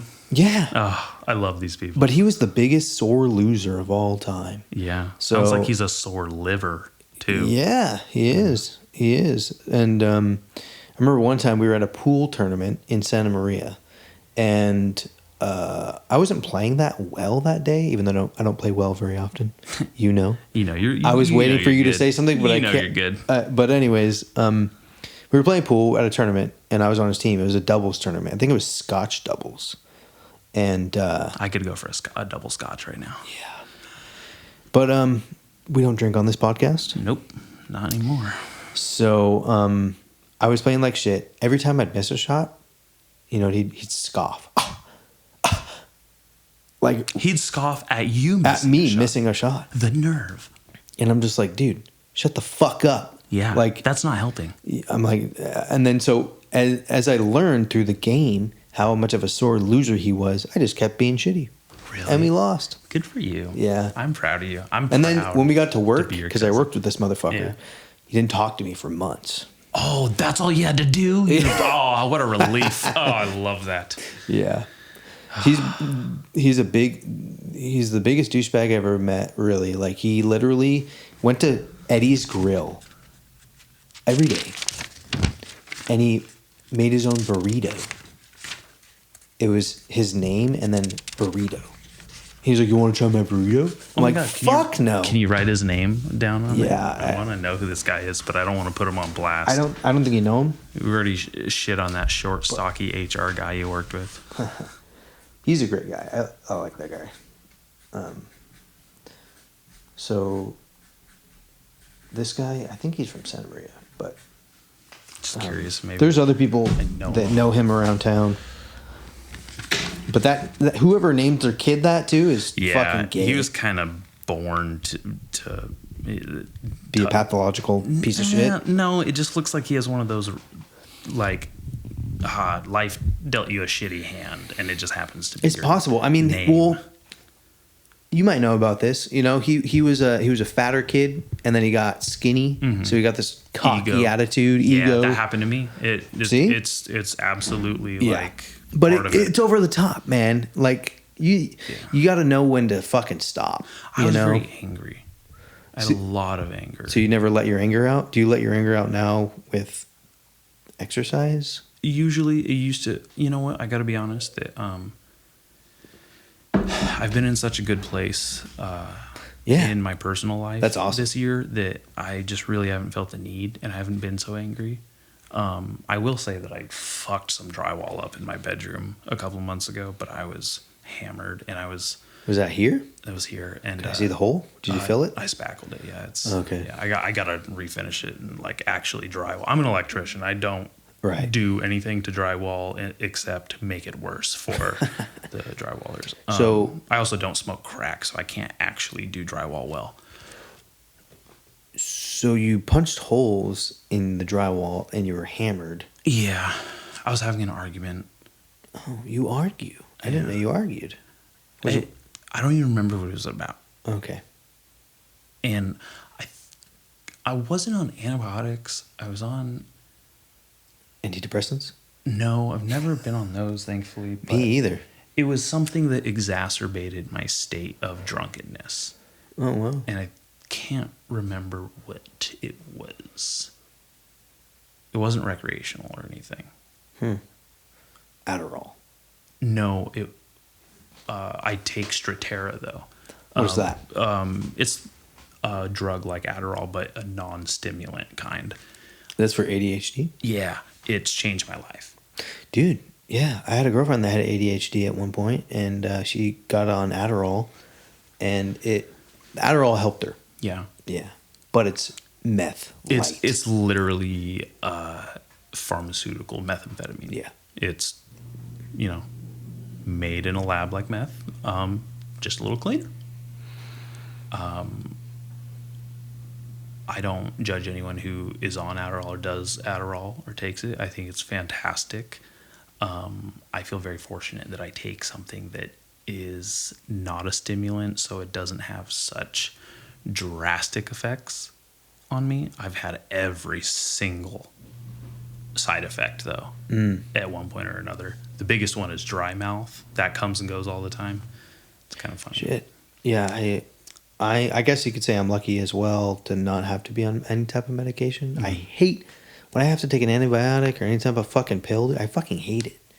I'm not a pill guy at all, and like I take vitamins every day, but I don't. Oh, okay. I was gonna say, do you not like the routine of it? Because it's given me such wonderful benefits that to me it's like I'm taking my supplements with my medication. I just make fun of the fact that I gotta take my meds, Yeah. because all it does, I when I don't take it, I think I'm more interesting, but I cannot keep still. I cannot keep a thought still, and it does not make me very thoughtful towards people and the moment I'm in. So this conversation might be even worse off had I been interjecting more. If you listen to earlier episodes before I'm on it, it's, a little dicey. It's like, dude, stop interrupting, let your guest talk. And sometimes I can't help myself. Sometimes I need to. And I'm literally just trying to keep it under wraps. It's kind of weird. Interesting. Yeah. Well, it's good that you figured that out, man. I mean, It just dialed some things in for me that I really needed help that I didn't get when I was younger, when I was growing up. Yeah. That I'm very fucking, it's like, just in the nick of time when I needed to get a roof over my head and earn more money and prove that I, get a rate, things that were very integral in keeping things rolling. Got it. I think it's helpful for some people. you think it's because of the medication? Without a doubt. Wow. Because I have a lot of drive and discipline, but I cannot possibly maintain those in a single day because I'm jettisoning in another direction completely. Cannot keep my interest. It's weird because it's kind of like I can do that too, though. I feel like I think it's normal. I think that is a normal thing that people do. We jump from one thing to another. But the intensity and the just immersion of it all was too much. It's kind of weird because I feel like it's definitely distanced me from diving deep into hobbies. Like a lot of people with ADHD will talk about a deep dive they go on subjects, interests, hobbies, things like that. And mine is now become a little cursory, a little less deep. Okay. Which is okay with me. I also just think it's side effects of getting older. You're like, I can't care about every fucking new skate video that comes out. I cannot fucking remember who every new football player is. Like, I got bills, bitch. So yeah, it happens, but it's like, I definitely know this, that, or the other about what gun infringement that they kicked to the curb, So there's interests that are there that are getting, but thanks for letting me ramble about it. Of course. Yeah, I'm a good listener, man. I like listening to people's stories and what they have to say. You have a really fascinating story because like I said, fascinates me that you've lived with cerebral palsy, and most of those people that you see with cerebral palsy have a big hurdle. And not that you didn't have a big hurdle, but Do you feel like you live drastically different compared to your brother?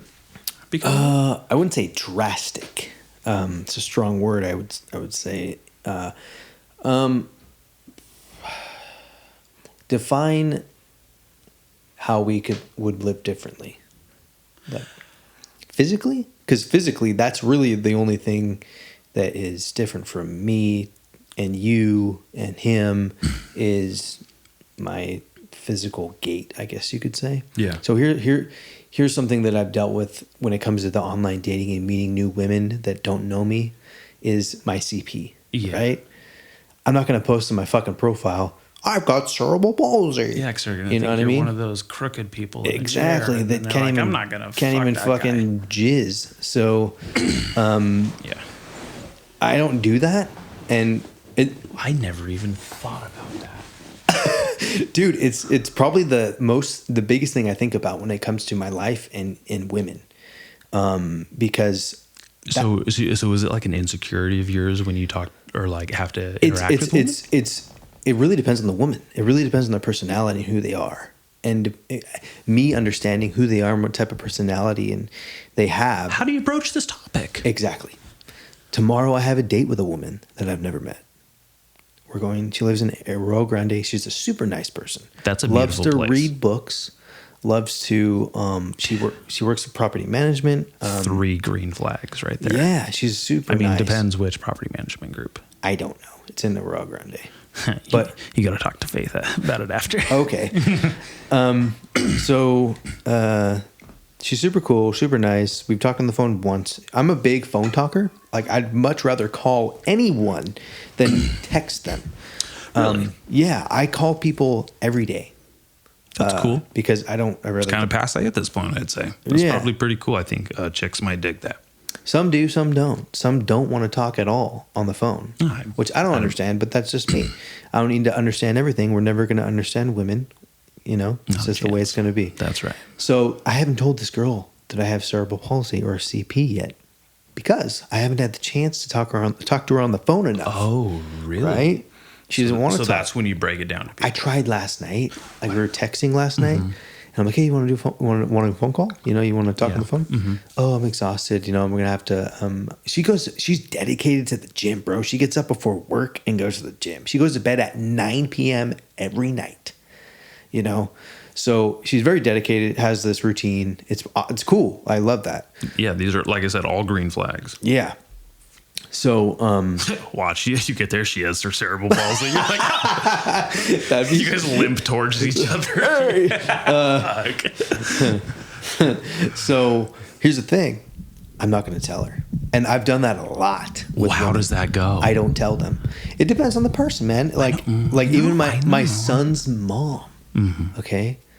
I met her at her house. We drove to Pismo because she lived in River Beach.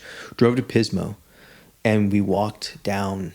We're walking down the main drag towards Harry's. Yeah. And she's like, "Oh, what's wrong with your leg? Or why are you walking like that?" And I'm like, "I was born this way." That's usually what I say. Is like, "I was born this way," and I was born with cerebral palsy. They're like, "Oh, okay." Some people don't talk to me ever again. Some Right. people do. It just depends on the person. I mean, I don't know how I would feel if I was going on a date with someone and they didn't tell me, and then I had to Thank you. readjust the way I'm looking at the situation. Yeah, Because it's like, well, okay, if I knew I was meeting someone that had a physical difference, it might change the way I feel about this person. So I'd rather go into it like that. Like if I matched on Tinder with a girl and she said, "Oh, I'm an amputee," I'd be like, "Okay, cool. But that more socks for me or whatever." Well, yeah. not that you have a fucking leg cut off or something. Not to dismiss you, but yeah. So how do you feel about the way they react? I've been dealing with it for a long time. Like, What do you mean dealing with it? Like, is it still like a conflicted feeling you get? Not really. It depends on the relationship I have with the woman too. Like if I really dig this chick, Yeah. and she, you know, she's fucking fine. She's smart. She's all the green flags, and then I never talk to her again because she doesn't want to tell me, you know, or just tell me how you really fucking feel. You know what I mean? Like this girl I matched with her on Tinder the other day, and then I saw her at Jasper's. Yeah. And I fucking walked out, and then I was like, you know what? Don't be a fucking bitch. And I walked back into the bar. And she ran out? No, she was there, and like just meeting her in person. Like I actually went to high school with this girl, but I haven't seen her since high school. Mm-hmm.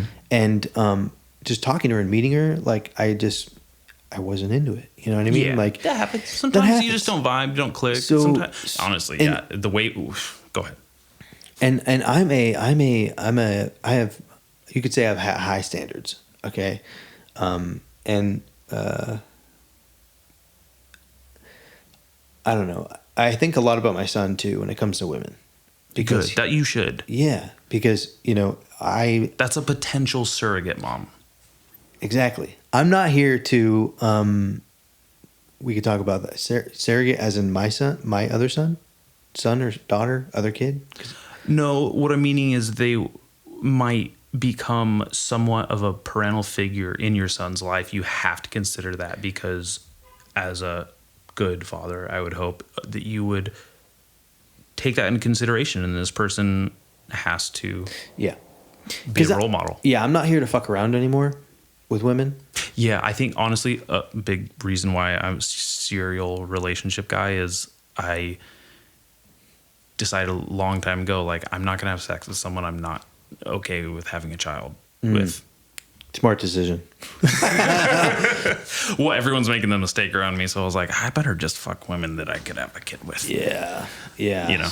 So, yeah, this girl, we'll see how it goes. You know, Jesus Christ. Damn, that was a big one. It was. That sounded like a big old firework. I heard like fucking lump of. Oh, did that rocket wake you up last night? Oh my God, yes. Dude, I was in such a good sleep too. Me too. Fuck. I haven't been smoking weed before I go to sleep. And I've been trying to see how that works. Because sometimes I just smoke weed and go to sleep. Right. Feels really good. I was getting deep REM sleep. I felt like I just had like fucking 8 hours of dreams. I was exhausted. Yes. I woke up exhausted. I was like, too much sleep, too much REM. Yeah, too much REM. That rocket shook my shit. Yep. I was like, okay, let me see if it's exploding or something bad's happening. What I was waiting for was I thought it was going to come back down and have the sonic boom. Right. And I was like prepared for that, and I waited for it for so long, and it never happened, and I just went back to sleep, thankfully. But I got a new flashlight on my rifle. And so I was like super excited. I was like, "Oh, do I get to shine a light in a perp's face, you know, and shoot him?" But it was a fucking rocket. Yeah. Sorry, let's get back on track because I really want to hear more about this. About me and my disability and how I have to deal with it with women. Yeah. Absolutely. So thanks for doing that. That was bugging me. No problem. So yeah, you know, like I have an example with this girl that I don't remember what she did for work, but for her job, she would come to Lompoc sometimes. And we had a great phone call, great talk. Good chemistry. Good chemistry. It was awesome. Like we laughed. I mean, I love laughing and making them laugh and them making me laugh. You know, it's great. There's nothing better. No. You're making me miss my lady down the hall right now. You'll get there soon enough, son.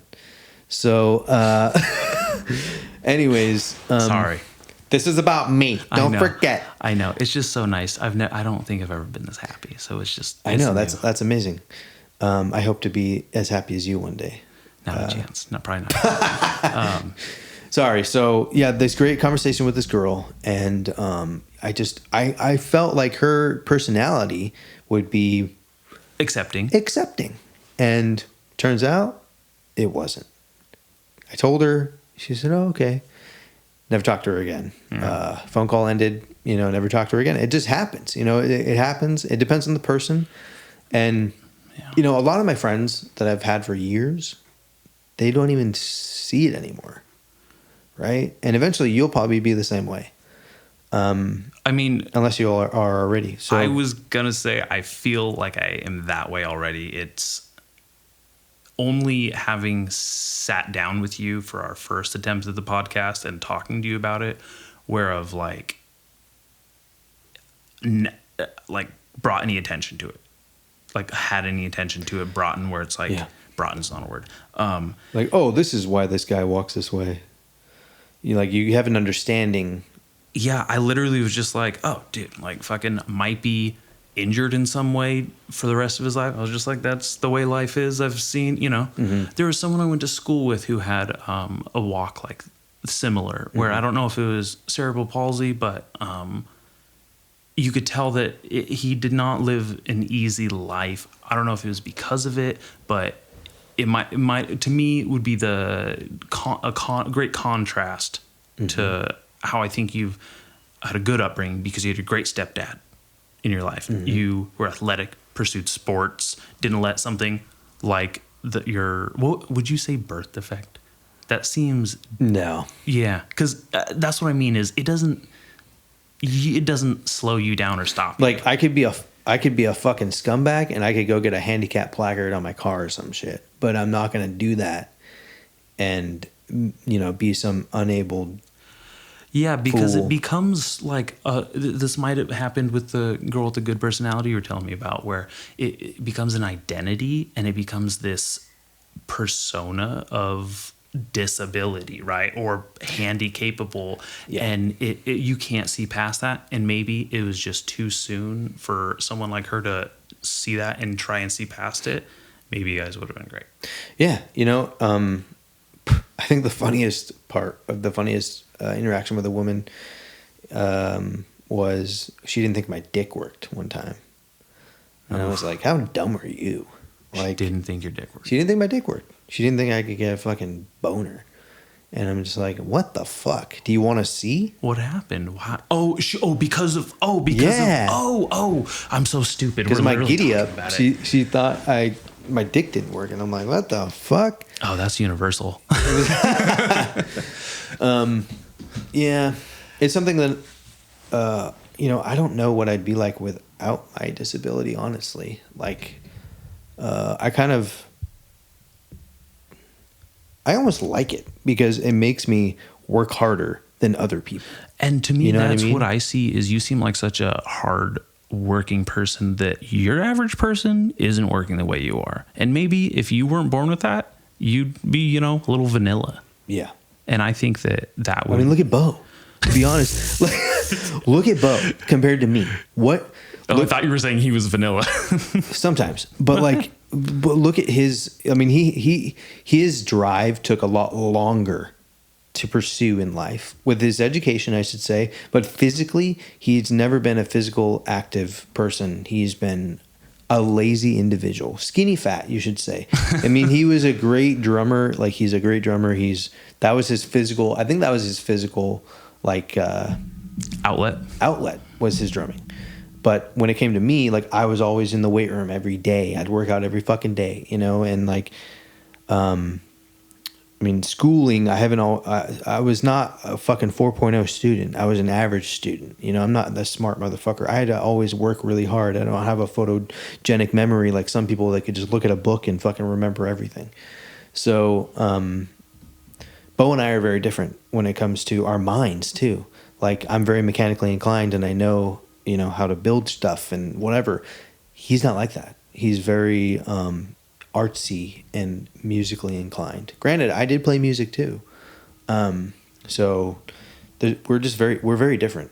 But we're also very similar in some ways. In what ways? Our personalities. We both do some weird funny shit that nobody understands because we're brothers and they're not our brother or sister, so they don't get it. Yeah. You know what I mean? I do know what you mean. Yeah. I do have a brother. We just do weird, funny stuff like that nobody gets or doesn't understand until they actually see it. You know idiosyncrasies you have? Explain that. Idiosyncrasies is like specific differences or minute characteristics.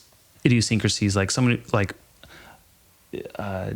affectations. I'm sorry, these are all big words describing a big word. Yeah, dumb it down for me. I know. Well, to me, if the way I was taught, if you can't explain it to a 5-year-old, you can't explain it. Mm-hmm. You can't explain it well. It's not good. So, just little mannerisms, like little things, little inside jokes, basically, little idiosyncrasies that you and Bo might have that people don't understand because they're not you guys. And that's how you're similar. You share those idiosyncrasies, if you will. Yeah, it's hard to explain. I don't think I could explain one. Yeah. Do you think, because like, is Bo the smart one? Could he?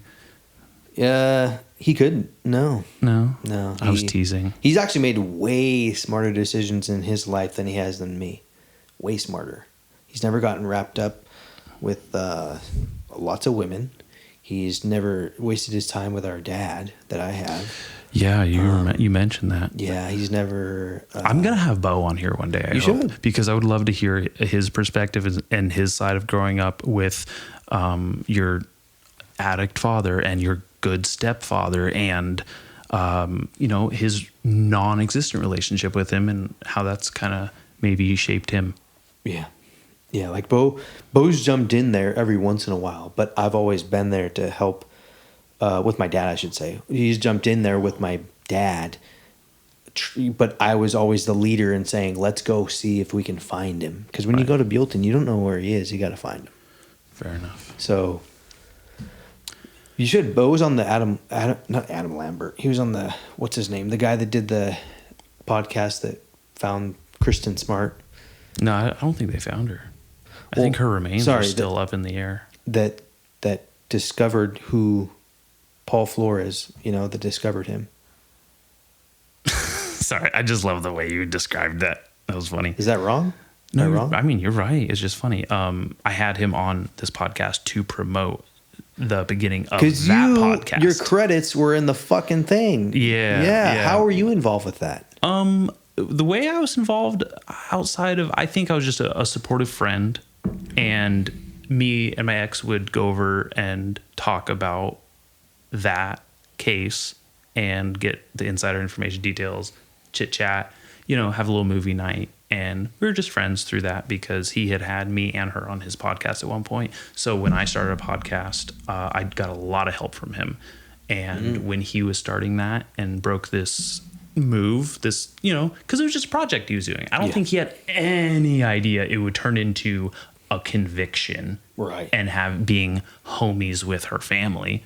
Dude, and he took a toll on him, like that case and shit. Holy fuck! Yeah, I would really love to sit down and talk with him again about it because since I'm no longer in that relationship, I really haven't spoken to him and his girlfriend, fiance. I don't know what they are. I feel like they should be married by now. But same with Bo and Trish.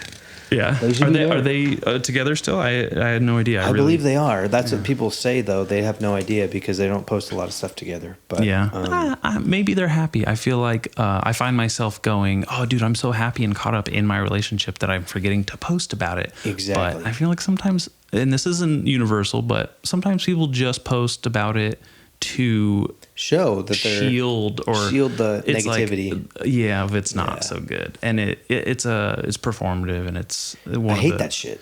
It sucks. I don't want to do that. I hate that it happens to my friends. I hate that I can see that they're not happy or they're in a relationship, or the reason they don't have social media is because they're not happy in their relationship, and that sucks. Yeah. That's kind of a tough pill to swallow because you want to look out for your friends. You want to be real with your friends, but you also don't want to be like, oh, you have kids with that person or a kid with that person. Bummer, because you don't seem happy over there. So here's what I used to do when I was like in love with the girl that we broke up or whatever, and I was like so heartbroken from certain relationships. I would get off social media. You don't want to know how? Got rid of the smartphone, got a flip phone. Yeah? Dude. How's that? Sucked. Oh, fuck. I thought about doing that. A lot. But yeah, I've done it. If I didn't have the podcast, I honestly would get rid of the smartphone. Give it a try at least. Yeah, it's interesting. I forget I mean, when that happened, I didn't have a kid or anything. Yeah. I was way younger. I was like 24, 25. God, walking around with a limp and a flip phone, you probably had no pussy during that time. I know. I didn't. Jesus. Yeah, I don't think I had any pussy at that time. Whew. Yeah.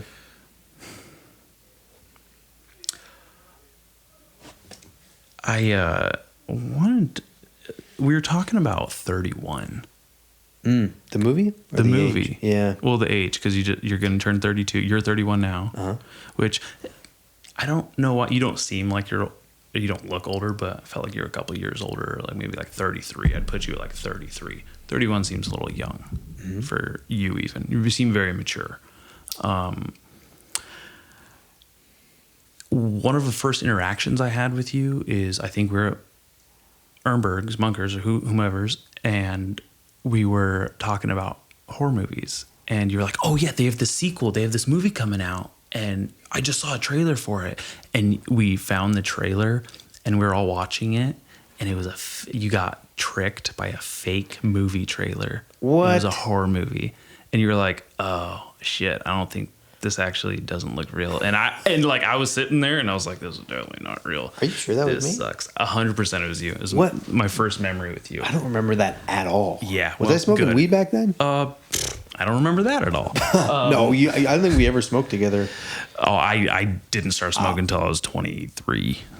It was The first time I smoked weed was when I was 20 years old. And it was at Refugio Beach with Steven's now wife. And I didn't get high at all. So, no, I was a big closet smoker. You wouldn't have known that. with Monique? Yeah. Oh, okay. You were a closet smoker, like a closet weed smoker. Yeah. Nobody knew I did it. For how long? I probably only smoked for maybe 1 to 2 years. And then I got a job on base. So I stopped smoking. So you just tried smoking weed. I don't even think that makes you. Were you hiding it intentionally from people? I would only do it at Steven's place, and Where you I hung wouldn't out bring with it your home. friends? Huh? Where you hung out with friends? Yes, but I bought my own pipe and shit, and I would smoke there, and then I smoked. I would bring it with me when I'd go camping and fishing at Kachuma. Oh, that sounds nice. Yeah, we would go night fishing too. So we'd leave at 10 o'clock at night, and we'd drive out there, and then we'd drive out to a spot, and we'd walk out to the shore. We'd bring our tents and weed and beer, and we'd just camp on the shore and smoke and drink all night, and then we'd fall asleep for a couple hours and wake up and smoke and fish more. We went catfishing. It was a night catfishing shit. Okay. Yeah. I'm so unfamiliar with fishing. I've never been fishing. Never? I've taken a fly fishing lesson from Nate Navarro. Oh, wow. I need to have him back on here, Dude, he's too. amazing. He is amazing. Yeah. At fly fishing, too. I've seen his videos, and I'm very impressed. He's such a trippy person. Everyone in that family, all those sons are so good at something. It's crazy. Is it because they're Colombian? It's not because they're Mexican. I don't think I know any other Colombians Mexicans around except for them. Right. I don't know. I say it's because they're Colombian, and I was just kidding about the Mexican thing. But I don't know. I really don't know. They just have... I think so, because... Do you know any other Colombians? The only other Colombian I know is David Gonzalez, and he's a really good professional skateboarder. I don't personally know him, but he's super good at guitar, and I think it's just something about that DNA. They just got... Colombians are naturally talented. Yeah, I think it's all the micro cocaine DNA in there that just flows through them, so they're just always that makes sense. Yeah, but I love people like that because I'm so not like that. I'm not good at anything. I'm only okay at things I really like. Yeah. Yeah. That's about all I have for that. Yeah, I have to try hard too, usually, to get good at something. I'm still getting good at this. I mean, you're doing a good job for however many years you've been doing it. Yeah, the consistency thing is a huge black mark in my opinion. But is that your fault? I mean, yeah, it's only mine and it's solely mine, right? I 100% of what I put into this is what I get out of it. That's true. To be fair, I hear what you're saying. Let me pull it back, because oftentimes I try to make arrangements to do a podcast with someone. They're flaky. It doesn't happen. I talk to people literally every week about a podcast, and it does not come to fruition. It is one party or another, and maybe I could be a little pushier, but I've kind of... Shouldn't have to, though. Right. Well, and I wanted people to start coming to me. And some people have, and a lot of people have done it. Here's one thing I will never do again is people suggesting guests for me and then me. Those, but you don't know them? Yeah. Doesn't really work for me. Right. Yeah, I don't like it. Yeah. Like I didn't mind doing them, but It's one of your lost podcasts that's never going to get released. There's a couple of them. Yeah. I feel like you just got to talk to people who are interesting, like yourself. Like this is something. And you know what was another big plus is you were enthusiastic, and I felt like you really wanted to do it. And I think those people that are actually coming up to me need to be on. My friend Garrett wants to be on badly. My friend Devin wants to be on real bad. Devin Miller, yeah. Yeah, just people that deserve to be on because they want to be on, and I think they're actually going to deliver. Oh yeah. And I feel like it's on me for not entertaining their interest. Mm-hmm. And I think that's where it really is kind of circles back to like, oh, this is all my fault for what I put into it or not. Well, I first came to you at the bar and I said, hey, I want to do this. And then you were totally stoked about it. And then that's good. We tried and the mic failed. And that was such a good, I felt so good about that one. Yeah. I'm so sorry that it didn't work. And I'm so sorry that the conversation we had didn't get captured that way. It's okay. I hope it was cathartic for you. It was. I hope this one has been cathartic for you. It has. And this one was actually very different than the other one. Very different. And I think the dynamic of us sitting face to face, across from each other on a table plays heavily. And this is why I wanted to set this back up is I think that there's something that can only exist between these two microphones when you do exactly this. Mm-hmm. Yeah. And, like there's some things that we touched on the other podcast that we didn't touch here that is okay. Because I think this one was more interesting than the last one, to be honest. We dug into different topics that we didn't before. And I'm okay with that. I'm okay with this too. I'm really happy to have had this conversation with you. I was going to say something, I kind of lost it. That ADHD is coming heavy. I think I'm just undernourished. Maybe you need to go eat your steaks. Dude, they're calling my name right now. Let's wrap it up then. Yeah, that's okay. We'll wrap it up. Was there anything that we didn't touch on that you would have liked to?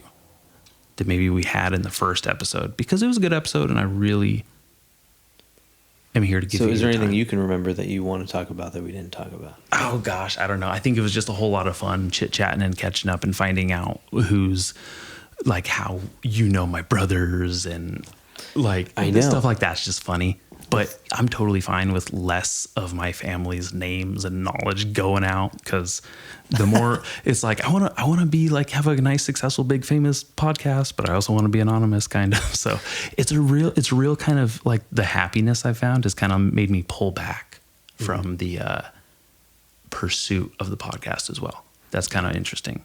So that's kind of going back into like it's a bit of my fault. How many episodes do you have now? I believe 121 have been released. That's pretty good. It's pretty good. It shows to me if I saw someone had that many, I'd be like, okay, they're in it. They're doing it. So, do you watch your views? Can you see how many people actually listen, watch? Yeah, but it's really not astronomical, so it doesn't really interest me. I see. It's like a medium. I'm like, yeah, it's been the same for years. I'm fine. I see. Okay. So it's and I can tell. Sometimes it feels like, oh, everyone's listening to it, but it was really just 3 loud conversations I had about it after the fact stuck with me. So I'm like, oh, it's popular. But you're welcome back anytime. We can do this about anything, anytime. Yeah, man. I do like doing it, and you're fun to talk to, and I like hearing your stories. So bring it on. I have a fuck ton more. Yeah, same. So I don't want to push anyone else's time limits here. Maybe if they're still listening. Maybe closer to my birthday we can do one. Yeah. Hey, hit me up. You're someone who's reliable, dependable, and punctual, so we can bring it on. All right, man. Happy Thanksgiving. You too.